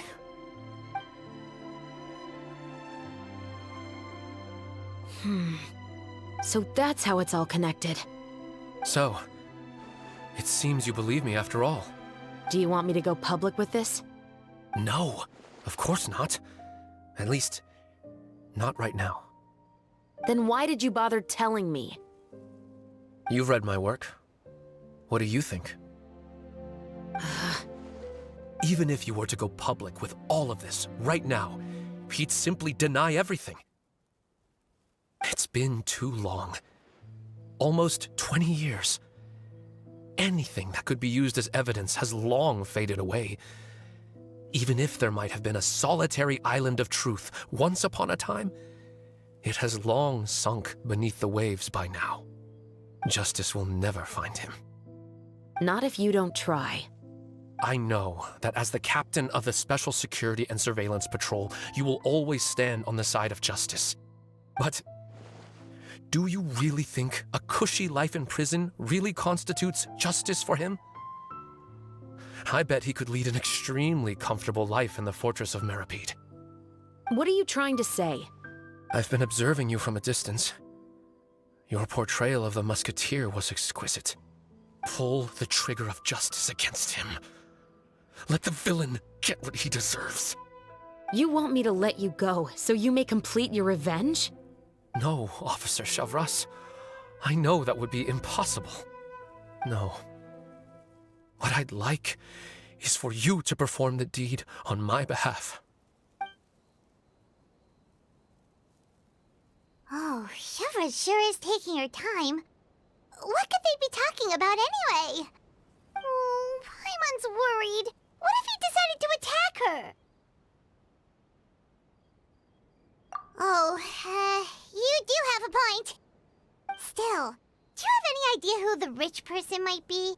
And why the novelist doesn't want us to hear what he's saying to Chevres? Sorry to keep you waiting, you two. Hey, how did your talk go? I've already sent someone to escort Baptiste back to the headquarters for questioning. He wasn't lying about the musket. It was indeed buried in his backyard. But what about the name? Did he tell you the name of the rich guy? Yes, he did. But for now, I have to return to the Special Patrol. There are still a few loose ends I need to tie up. I'll probably be quite busy over the next few days, so apologies if you don't see me on set. All right, Paimon understands if you can't tell us everything you know. We'll just keep an eye on the Steambird then. Actually, there's still something else I need your help with.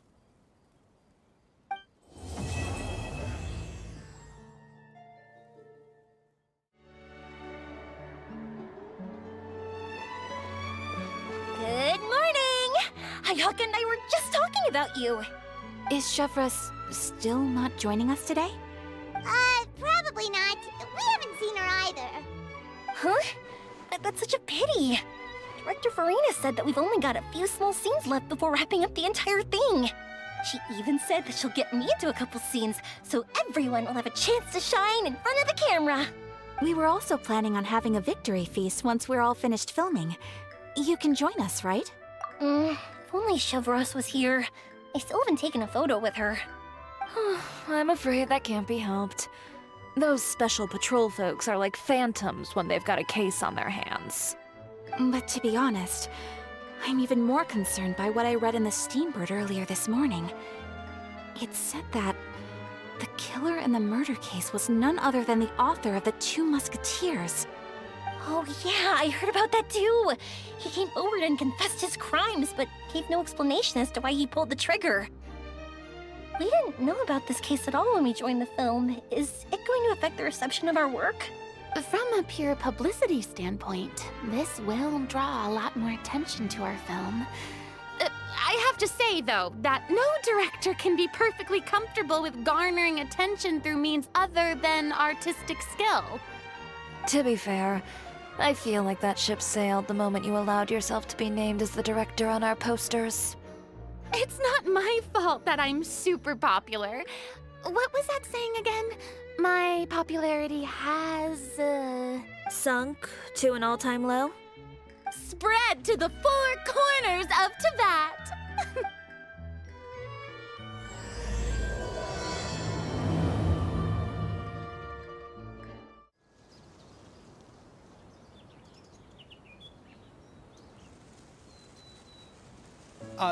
Excuse me, everyone.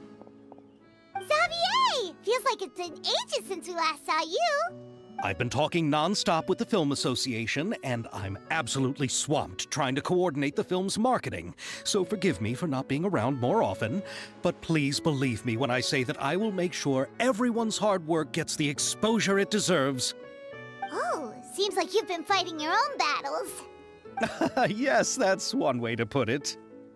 Oh, and before we begin the final round of filming, please allow me to finally introduce you to the original investor of our film, Mr. Morris. A pleasure to meet you all.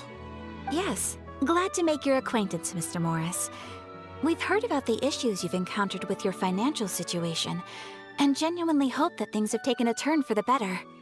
Oh, well, the situation has indeed improved somewhat. Don't worry, Mr. Morris. Accidents and last-minute challenges happen all the time. There's no need to blame yourself over it. The good news is that we're almost done filming now. And I would even say that this is the best story I've ever seen. Is that so? I see, that's great news. All right, now that we've gotten all the pleasantries out of the way, let's get the show on the road. We'll mostly be filming typical people and scenery from the streets today to improve the sense of environmental ambiance in some parts of the film.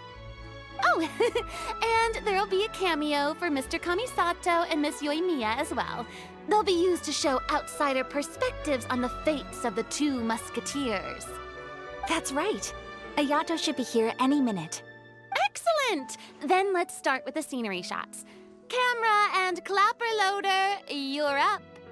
Yep, we'll be ready. Remember, all we need are some wide zoom shots of the streets. If you happen to find some particularly lovely patches of flowers and grass, feel free to grab some close-ups of those as well. Ready? Lights! Camera! Action! Okay, now move the camera slowly. Try to focus on that flower. What's wrong? Just adjust the focal length a bit. Something the matter? Huh? But wasn't it working fine for all the days before? Veronique, can we try a different camera? No problem. How about this one? All right, let's give it another try. Lights! Camera! Action! Don't tell me. This one is broken too? Veronique, do we have any other spare ones we can use? I'm afraid we only brought these two today. What? Then go find a workshop to get them repaired right away! Oh, and you too, Bono! Go find our spare camera in the warehouse and bring it back to the set! On it. Greetings, everyone. My apologies for the delay. Is something the matter, Ayaka? It seems like there are some issues with the filming equipment today. We're stuck for the moment. I see. Well, let's not just stand here twiddling our thumbs. Actors, to the makeup booth. We'll start on the next scene as soon as we get a working camera. The people at the workshop told me that the part which holds the lens in place seemed to have fallen off. That's super strange. It was perfectly fine just yesterday. Well, no time to dwell on that now. Let's get back to filming. Ahem! Quiet on set! Places, everyone! Lights! Camera! Action! By the way, have you heard about that recent murder case? Yes, I have. It seems that they've caused quite the commotion in the city. I heard that the chief of the guards is so mad about not catching the culprit that he's about to explode. Oh? I find that quite hard to imagine, considering how he already looks most days. Director, we have a problem. Oh, we're in the middle of a take! Couldn't you wait until we wrapped up this scene? No, Director, our film, all the finalized film that we've been keeping in the case has disappeared. Oh, wait, what did you say? Mr. Bonneau, please take me to where the film was kept right away. I'm coming too. No, Yoimiya, you have to stay here. Oh. Okay, listen up.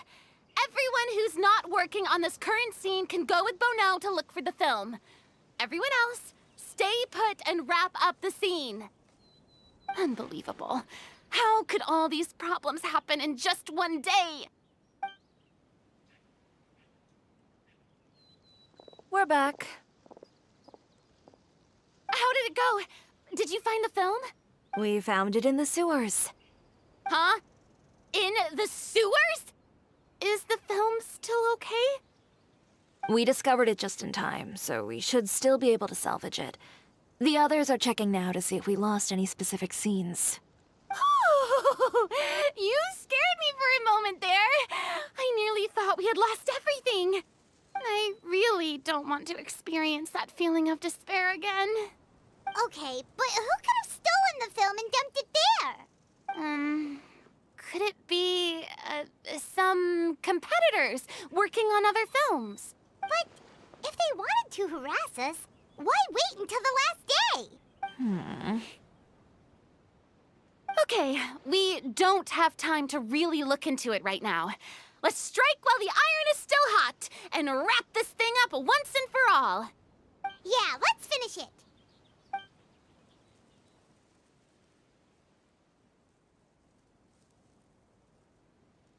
I would like to officially announce that our entry to the festival, The Two Musketeers, has now concluded filming!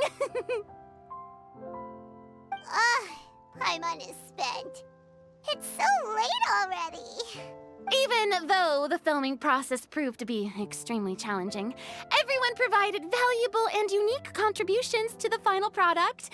Thank you all for your dedication and support. And just like Director Farina, I would also like to extend my most heartfelt thanks to all of you. Really, you've all helped me so much. All right, let's save the awards speech for later, and hopefully also get some rehearsals in before the real thing. Anyway, now it's time to party!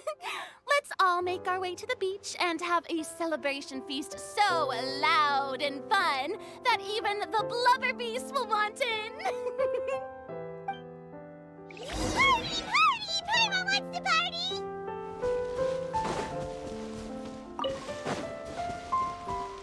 Whoa, this place is hopping. Everyone's finally getting to relax after wrapping up the film. Let's go chat with someone. Have you ever seen a fireworks show, Mr. Morris? It's pretty amazing. I'm afraid I haven't, but I'll take your word for it.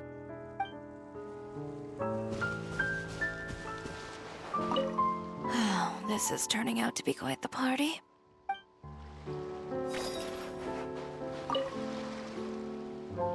Hey, Ayato! How's your work been going? Everything went rather smoothly.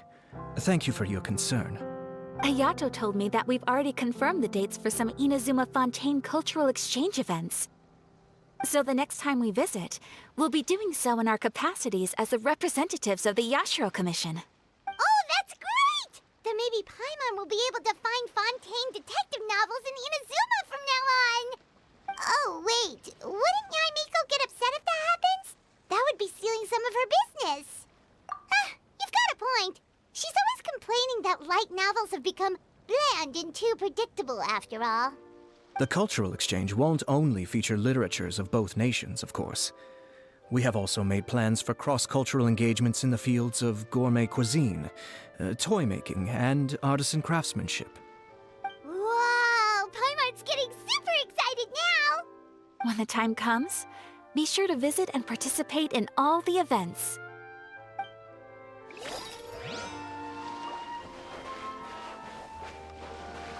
I was thinking, if this film turns out to be a success, could I ask the two of you to stay and be a part of my crew? Of course, I'll definitely increase the pay for next time. I'd be more than happy to, Mr. Xavier. Thank you for the offer, Mr. Xavier. but I've made some plans to go on a journey to the other nations once the festival is over. Is that so? Well, then in that case, bon voyage, Miss Veronique. Please feel free to get in touch once you've returned to Fontaine.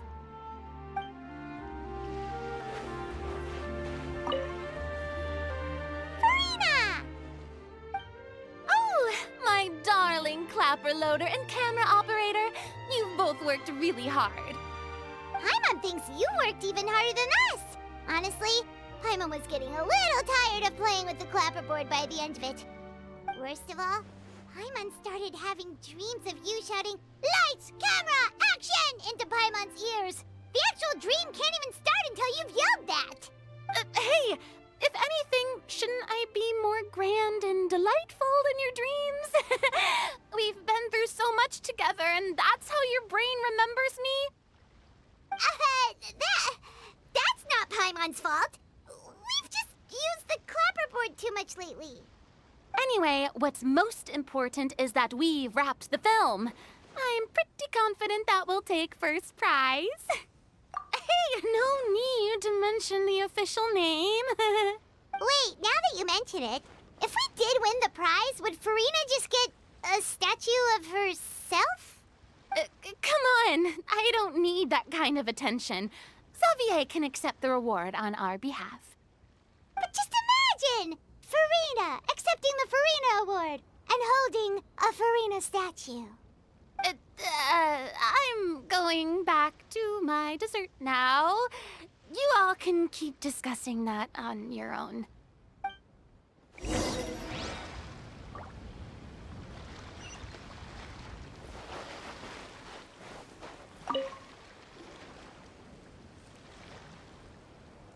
Chiori! Hey, you two. Are you not really into these kinds of big social occasions? Not particularly. But this is still better than Fontaine Fashion Week. But if this film becomes a big hit, people will definitely come flocking to your shop. Yes, that's highly likely. As long as the film can premiere as planned. Are you still worried about the case? That and all the obstacles we had to face today. You're right. It's as if all our bad luck just manifested at once. But why today of all days? No, it's nothing. We've already delivered the film to the editors, so there should be nothing more to worry about. How are you doing, Mr. Morris? You having a good time? Well, you could say that. Do you happen to know when the party is scheduled to end? Judging by how much fun everyone's having, I'd say probably not until well after midnight. Is there something that you still have to take care of at home, Mr. Morris? Oh, well, I'm just not a late night person, so I might take off shortly. Oh no! Silly me. I almost forgot something super important. Oh, what is it? I prepared a whole batch of fireworks for the party, but I forgot to bring them over from the warehouse. Fireworks, you say? Well, that's, truly a pity. Sorry things didn't go as planned. Could you help me carry them over, Mr. Morris? I won't be able to fetch all of them by myself. Me? Are you sure that you can't find anyone else? I just wanted to make this a surprise for everyone. The warehouse isn't far from here. We'll be there in no time. Pretty please, Mr. Morris. These are some of the best fireworks I've ever made. So I also want you to see them before you leave. They're stunning. I promise that they'll be a once-in-a-lifetime experience that you'll never forget. But... It's okay. Just come with me. If we're sneaky enough, nobody else will see us leaving. All right. The warehouse is right over here. I moved the fireworks there in advance, so it shouldn't be too much work bringing them back. It's still a ways away from the party. Sorry about that, Mr. Morris. It's probably because I'm used to carrying fireworks all the time, so it doesn't feel like a lot of work to me.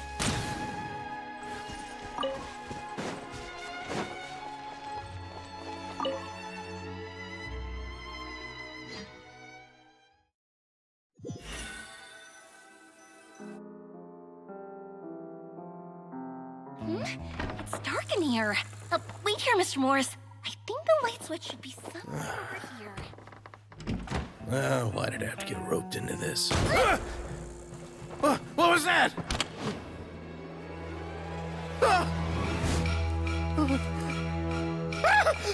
Who's there? Get me out! Get me out of here! Did you really think you'd get away, Morris?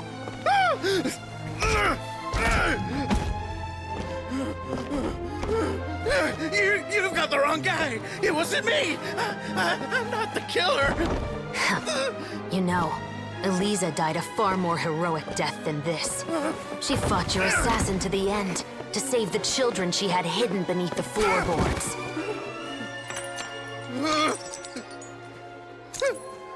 That is Eliza's pendant. The one with a photo of you two inside. The one you gave her. Ring any bells? It's a fake! It has to be! There's no way! No way your assassin didn't destroy it, you mean?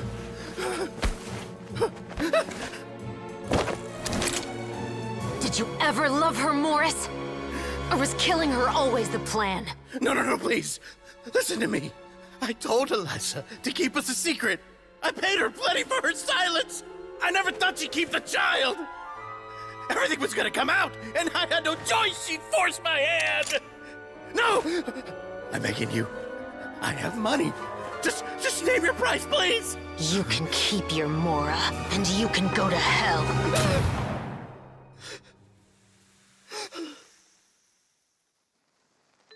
I'm Captain Shovraz of the Special Patrol. Morris, you're under arrest for Eliza's murder. Huh?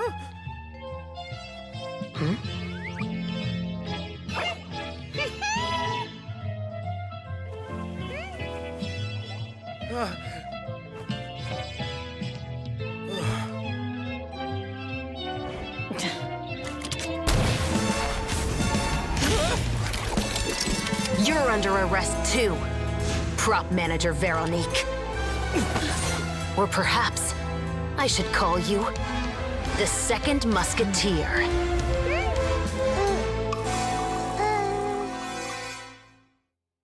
Wait, what's going on? This wasn't in the script. Drop the gun, Veronique. Why? Why would you keep me from exacting revenge on this heartless monster? Drop your weapon. This is my final warning.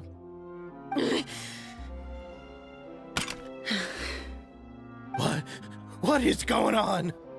Do I have to spell it out for you, Morris? Everything that took place just now was staged to get you to confess the truth. But this last part is all improv, of course. Shovraz, you told us you wanted us to help you stage a play. You never said anything about the Second Musketeer. It's because even I had no way to confirm my theory until now. Thank you for your performance, Yoimiya. Could I trouble you to go and bring in the other Special Patrol members? They should be on standby just outside. Oh, and please tell the other cast members not to worry about us. We'll be rejoining them shortly. On it!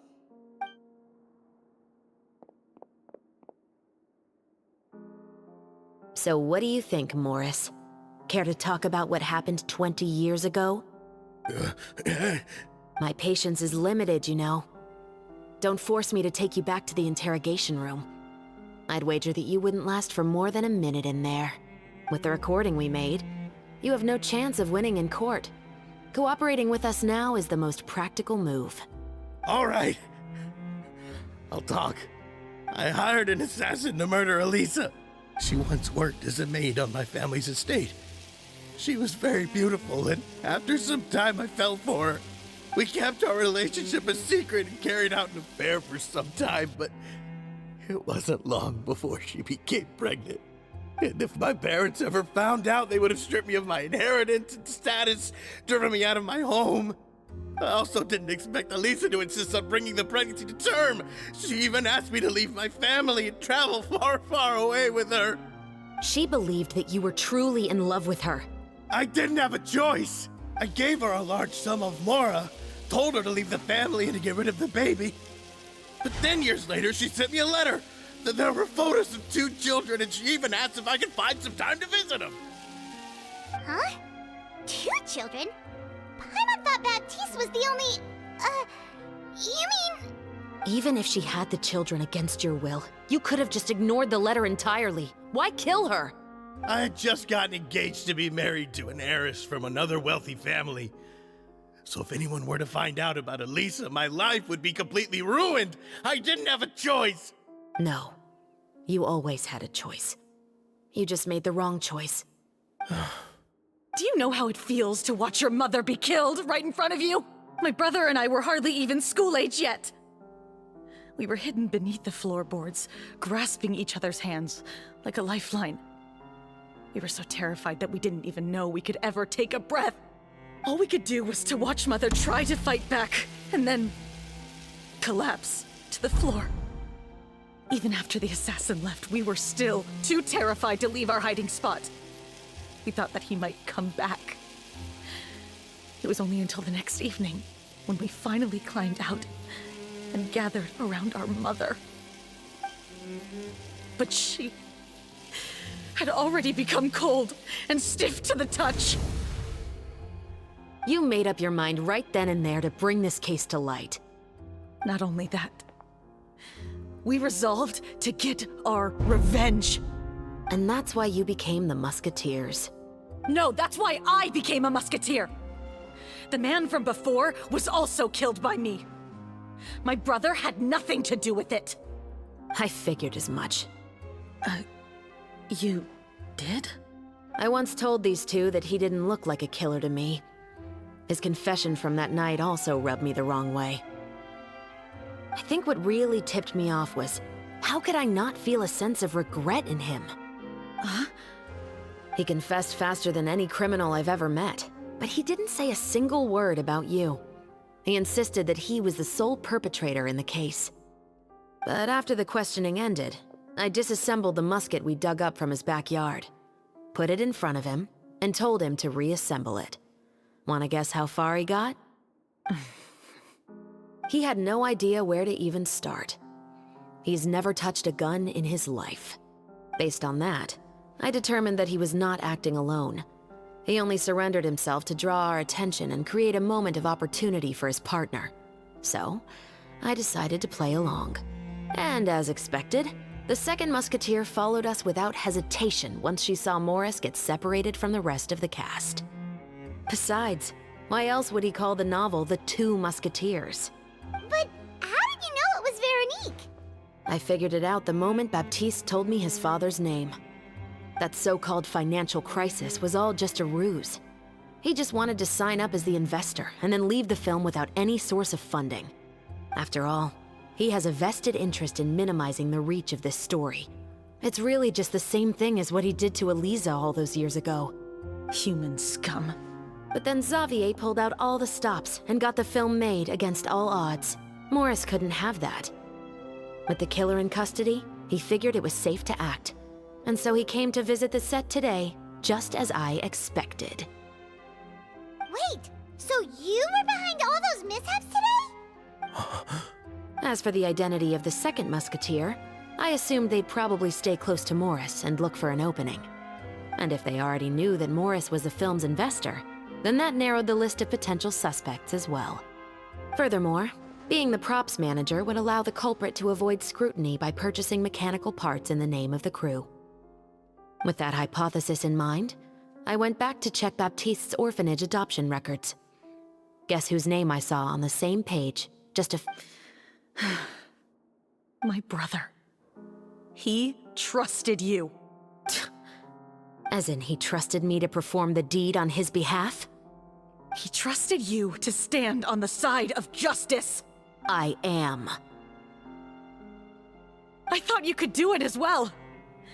Oh, the look on your face when you told him to go to hell. I really thought you'd put a bullet in his brain. You know what he has done. Are you telling me that you'd rather see him spend the rest of his life living like a king in the fortress of Meripede? I will never be able to forget the feeling of my mother's cold, lifeless hands. And you would call this ending fair? I won't lie, Veronique. I did hesitate when your brother first told me about the truth. I wondered. I agonized over whether I should really put a bullet in his head. So why don't you? Because that should never be how justice is carried out in this world. Perhaps, to you, justice is simply reciprocated. An eye for an eye, and a life for a life. But everyone has their own understanding of justice. If everyone were to pursue their own definition of it, there would be no more order in this world. Today, you'll kill Morris, and tomorrow, his children may come for you. The world cannot render judgments based on a desire for revenge. That will only lead to a cycle of revenge, as well as the destruction of order and civilized society. Fontaine is founded on a set of laws and a standardized code of justice. That is why we are the nation of justice. But with all that said, I will promise you this. Morris will not lead a cushy life in the fortress of Meripede. Chevreuse? The rest of the Special Patrol is here. Thank you so much, Yoimiya. Letelier, Terena, please take them away.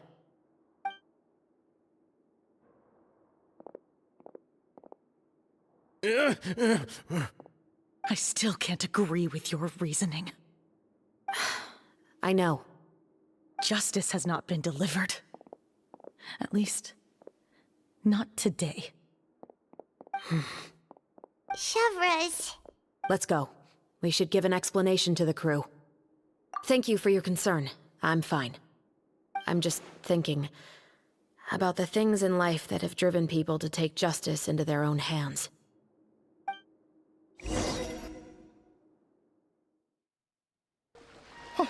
Who would have thought Morris would turn out to be... I'm at a loss of words. How could he have done something like this? I'm just glad that you're all safe and sound. Who knew that such a labyrinth of cases would be behind this story? Well, what should we do now? We have a finished film, of course, but should we still go ahead with the premiere? What do you mean? Shouldn't you be even more motivated to spread the word now that you've learned the truth? Chiori is right. I'd also like more people to see this story for themselves. But the real ending of the story seems to have deviated somewhat from the one in the script. Is that still acceptable to you, Miss Chevreuse? The call is yours. We still have time to reshoot an ending if that's what you'd like. No, it's fine as is. I like what we have for the catharsis. Romanticism is what gives works of art their appeal. Fiction is able to explore means of restitution that could never work in real life.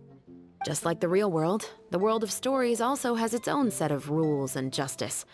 These different possibilities are what initially drew me to reading in the first place. Sounds good to me. I support your decision. What about Veronique? She will soon face her judgment alongside her brother and Morris. If I had to guess, they'll probably all be sent to the fortress of Meripede. I'll make sure to give Risley a heads up about it. Oh, you mean that kind of heads up? Exactly. Ahem. All right, then the matter's settled.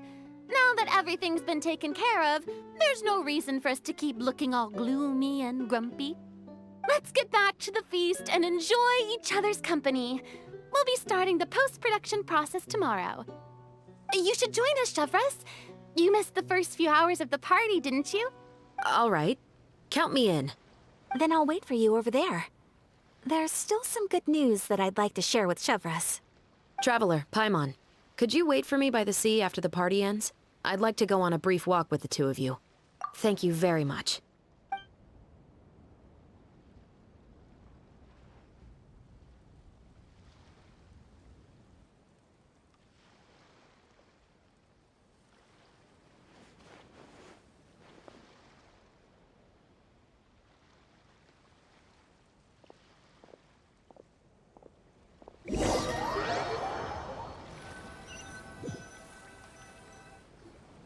Sorry for the wait. Oh, we weren't waiting long at all. Is there something else you wanted to tell us? No, I don't have anything new to share. I just felt that since you were my investigation partners, I should have another conversation with the two of you. Traveler, how would you have responded to Baptiste's request if you were in my shoes? When I was young, my father often took me here to swim. We'd come rain or shine, even when it was freezing cold. He told me that swimming was the best activity to train one's strength of will. You could never give up before reaching the shore, especially when the water was cold. Oh? Why's that?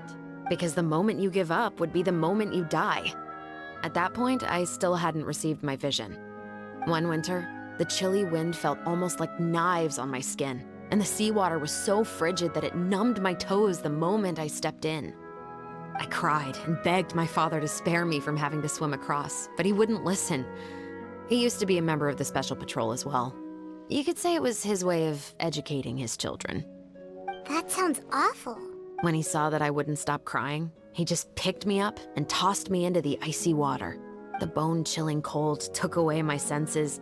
I couldn't feel anything but fear and rage. I waited for my father to save me, but one look and I knew he'd already started swimming for the opposite shore. I realized that if I were to give up, I really would die right then and there. I used all of my strength to try and catch up to my father. Those few minutes felt longer than my whole life up until that point. I did, however, make it to the other side. I've never felt afraid about anything in my life after that, nor have I ever cried again. That way of teaching would have never worked on Paimon. Yeah, I don't think that was the right method for anyone. It's just that, working now as I am in the pursuit of justice, I still sometimes feel like I've been tossed into that winter sea all over again. The anger and the helplessness. Chevreuse. But the worse I feel, the more I know to never give up. The alternative would be to forever lose myself among the waves. Anyway, how about a race? Neither of us will drown, but we can still see who swims faster. You guys go ahead! Paimon will grab the clapperboard to mark the start of the race. Whoa, that felt good. You were so fast in the water, Chevreuse. You were swimming even faster than Paimon can fly. So, about the Special Patrol, did you join because of your dad? Partly, but I'd say I was more inspired by the heroes I read about in stories growing up. Oh, so it's due to your love of stories. Of course, it was only after I joined the Special Patrol that I learned that truth is often stranger than fiction. Come on, let's walk a bit more.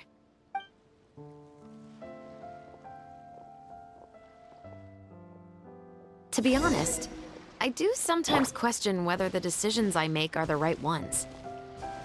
But I know that no matter what, I must keep swimming. Because the only thing I've got my eyes on is the shore in the distance.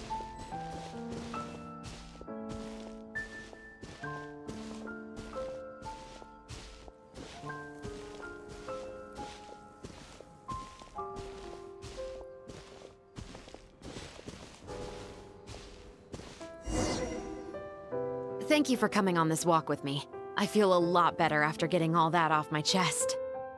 Huh. We're nearly back at Baptiste's house. Huh. You're right.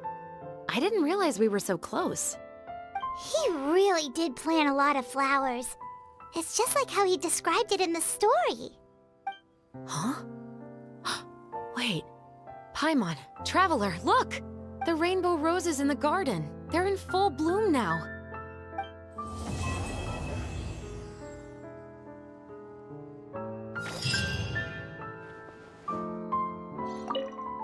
Even though it's a bit late, I must thank you for investigating this case with me. Not on behalf of the Special Patrol this time. It's a personal expression of gratitude from yours truly. Oh, you want to hear more about my father? To be honest, I didn't spend that much time with him. He was always busy with the Special Patrol, so he would often return home really late at night. Some nights, he didn't come home at all. Once, he didn't come home for a long time, maybe a whole week or so. When I went out to buy food, I learned that he had become a criminal, and by extension, that made me a criminal's daughter. But we can talk about that another day. I actually have a lot of sympathy for Veronique and Baptiste. I can understand the hatred they feel for their father. But that doesn't mean I'll allow them to walk the path of evil, even if it might lead to another sense of justice. Films are different from the real world. They're a form of art and represent the wishes in people's hearts. I adore the two Musketeers, and I'm very happy to have had the opportunity to act the role as one. I can't wait to catch the film when it premieres in the Opera House. I'm looking forward to seeing the audience's reaction to the climactic ending. Thank you for looking out for me. I'll see you at the award ceremony. I'd be very surprised if we don't win.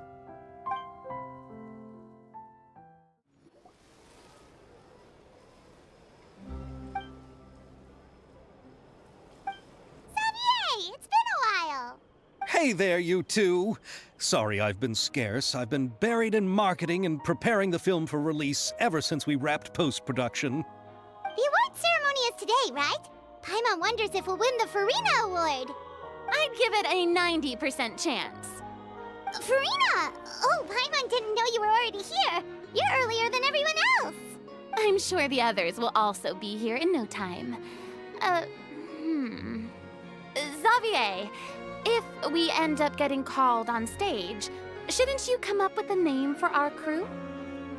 What? But we don't even know if we're going to win. I wouldn't want to jinx our chances by celebrating early. Just open your eyes! Surely you've seen the audience's reactions to our film. We've had nothing but critical acclaim. You've also had conversations with the Opera House's operating staff, right? Didn't they want to increase the number of showings? With the mora you've made from the box office, you can now open your very own film company. But that's all credit to my amazing crew. You've all helped to make this a reality, so I can't be the only one asked to come up with a name. Well, give it some thought. I'm sure the crew will respect your choice. All right, but before that, Traveler and Paimon, could I trouble you to quickly pay a visit to the Fortress of Meripede? Huh? But shouldn't we stay for the award ceremony? I wanted to ask you two to invite Shavraz to join us at the ceremony. She's one of the lead roles, after all. I haven't been able to find her recently, so I haven't had the chance to invite her personally. According to the papers, the culprits of the Musket murder case will be personally escorted today by the captain of the Special Patrol to the Fortress of Meripede. Oh, Paimon gets it now. Yep, just wait here, Xavier, and maybe try to come up with a few snappy-sounding names. All right, then I'll leave you to it.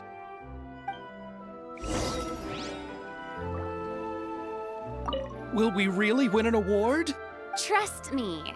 When have I ever been wrong about something like this? This is as far as I'll be taking them. I'll leave the three of them to you now. Got another errand to run? Something like that. I'm expected at a party. Now that's something you don't hear every day. Found a new pastime? No, it's just a special occasion. Shavraz! Risley! Festivals really do bring people together. It's been a while since I last had so many visitors at the Fortress of Meripede.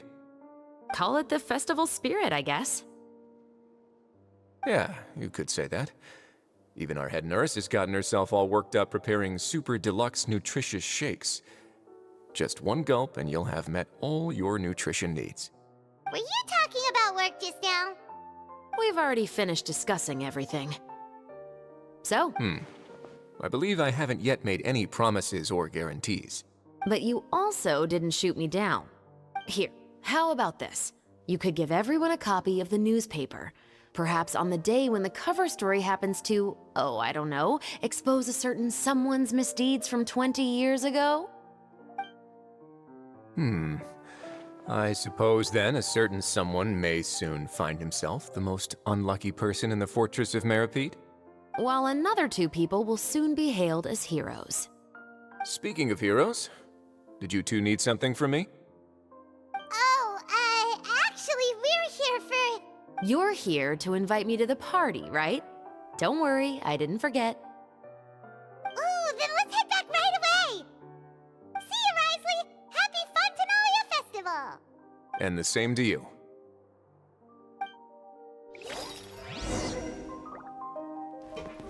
Please, go and enjoy the festival. And the winner of the Farina Award for the first Fontanalia Film Festival is... The Two Musketeers!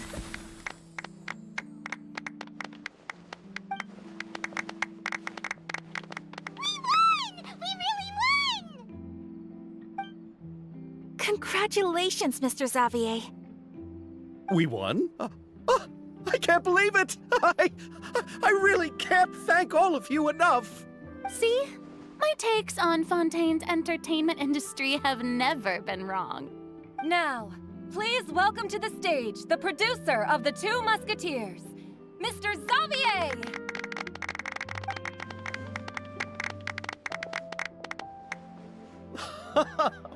Thank you! Thank you all so much for your recognition and support. While I'm up here, I would love to give special thanks to... Time really flies, huh? It certainly feels that way. It feels like it was only yesterday when you were teaching me to hold a musket. Will you come back to Fontaine again? Of course! I'm very fond of this city. There are so many novel and interesting things that it's been hard to keep track of them all. But how about you? Would you be interested in visiting Inazuma? I can't say the thought has crossed my mind before, but I'd be willing to consider it now. I will be eagerly awaiting your visit. It would be wonderful if you could visit my home and enjoy a taste of our tea and desserts. Yeah, let's keep in touch. Did you accomplish all you came here for? Yes. And you should visit Inazuma again sometime. How has Ogura and her business been? To my knowledge, she's doing quite well. Tell her I said hi. I certainly will. I heard the thunderstorm has stopped. Yes, and the war has also been brought to an end. Peace and prosperity has returned to the islands. I quite like the sound of that. Perfect for hanging textiles out to dry. I'd like to offer my thanks again to the entire cast and crew. Without you, I would have never completed this film, much less had the opportunity to be standing on this stage. With the support of my entire crew, I would like to officially announce our film company, Musketeer Pictures! Woohoo! That has a really nice ring to it. Then in that case, let's please welcome all the members of Musketeer Pictures onto the stage for a commemorative photo. Oh, Paimon didn't know we'd also be taking pictures. Director Farina, I believe you are the most deserving person to raise this trophy. Huh? No. There's no need. It's so embarrassing. It's an honor the director deserves. Yes, I agree. Just accept that you're not getting out of this. Ready, everyone? 3, 2, 1! Musketeer Pictures!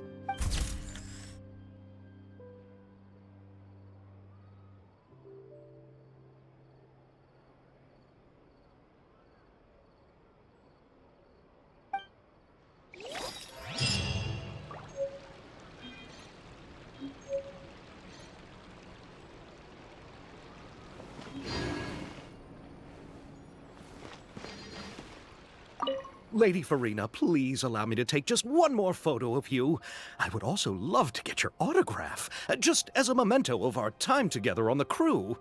Hey, I've had enough of the camera flashes from when we were all up on stage. But, Lady Farina, you are the best director I've ever met! The most photogenic maiden in all of Fontaine! This kind of lively and celebratory setting is exactly where you shine. Come, the brightest star of our land! Show us your light! The camera is waiting to sing praises of your beauty! Well, I'm flattered, but, all right. I'll humor you and try a few more different poses. But I don't have to hold the trophy, right? Of course. You may pose however you like. Thank you so much. Thank you so much. By the heavens, my luck has been beyond belief. I'm having a hard time coming to terms with it now. Oh.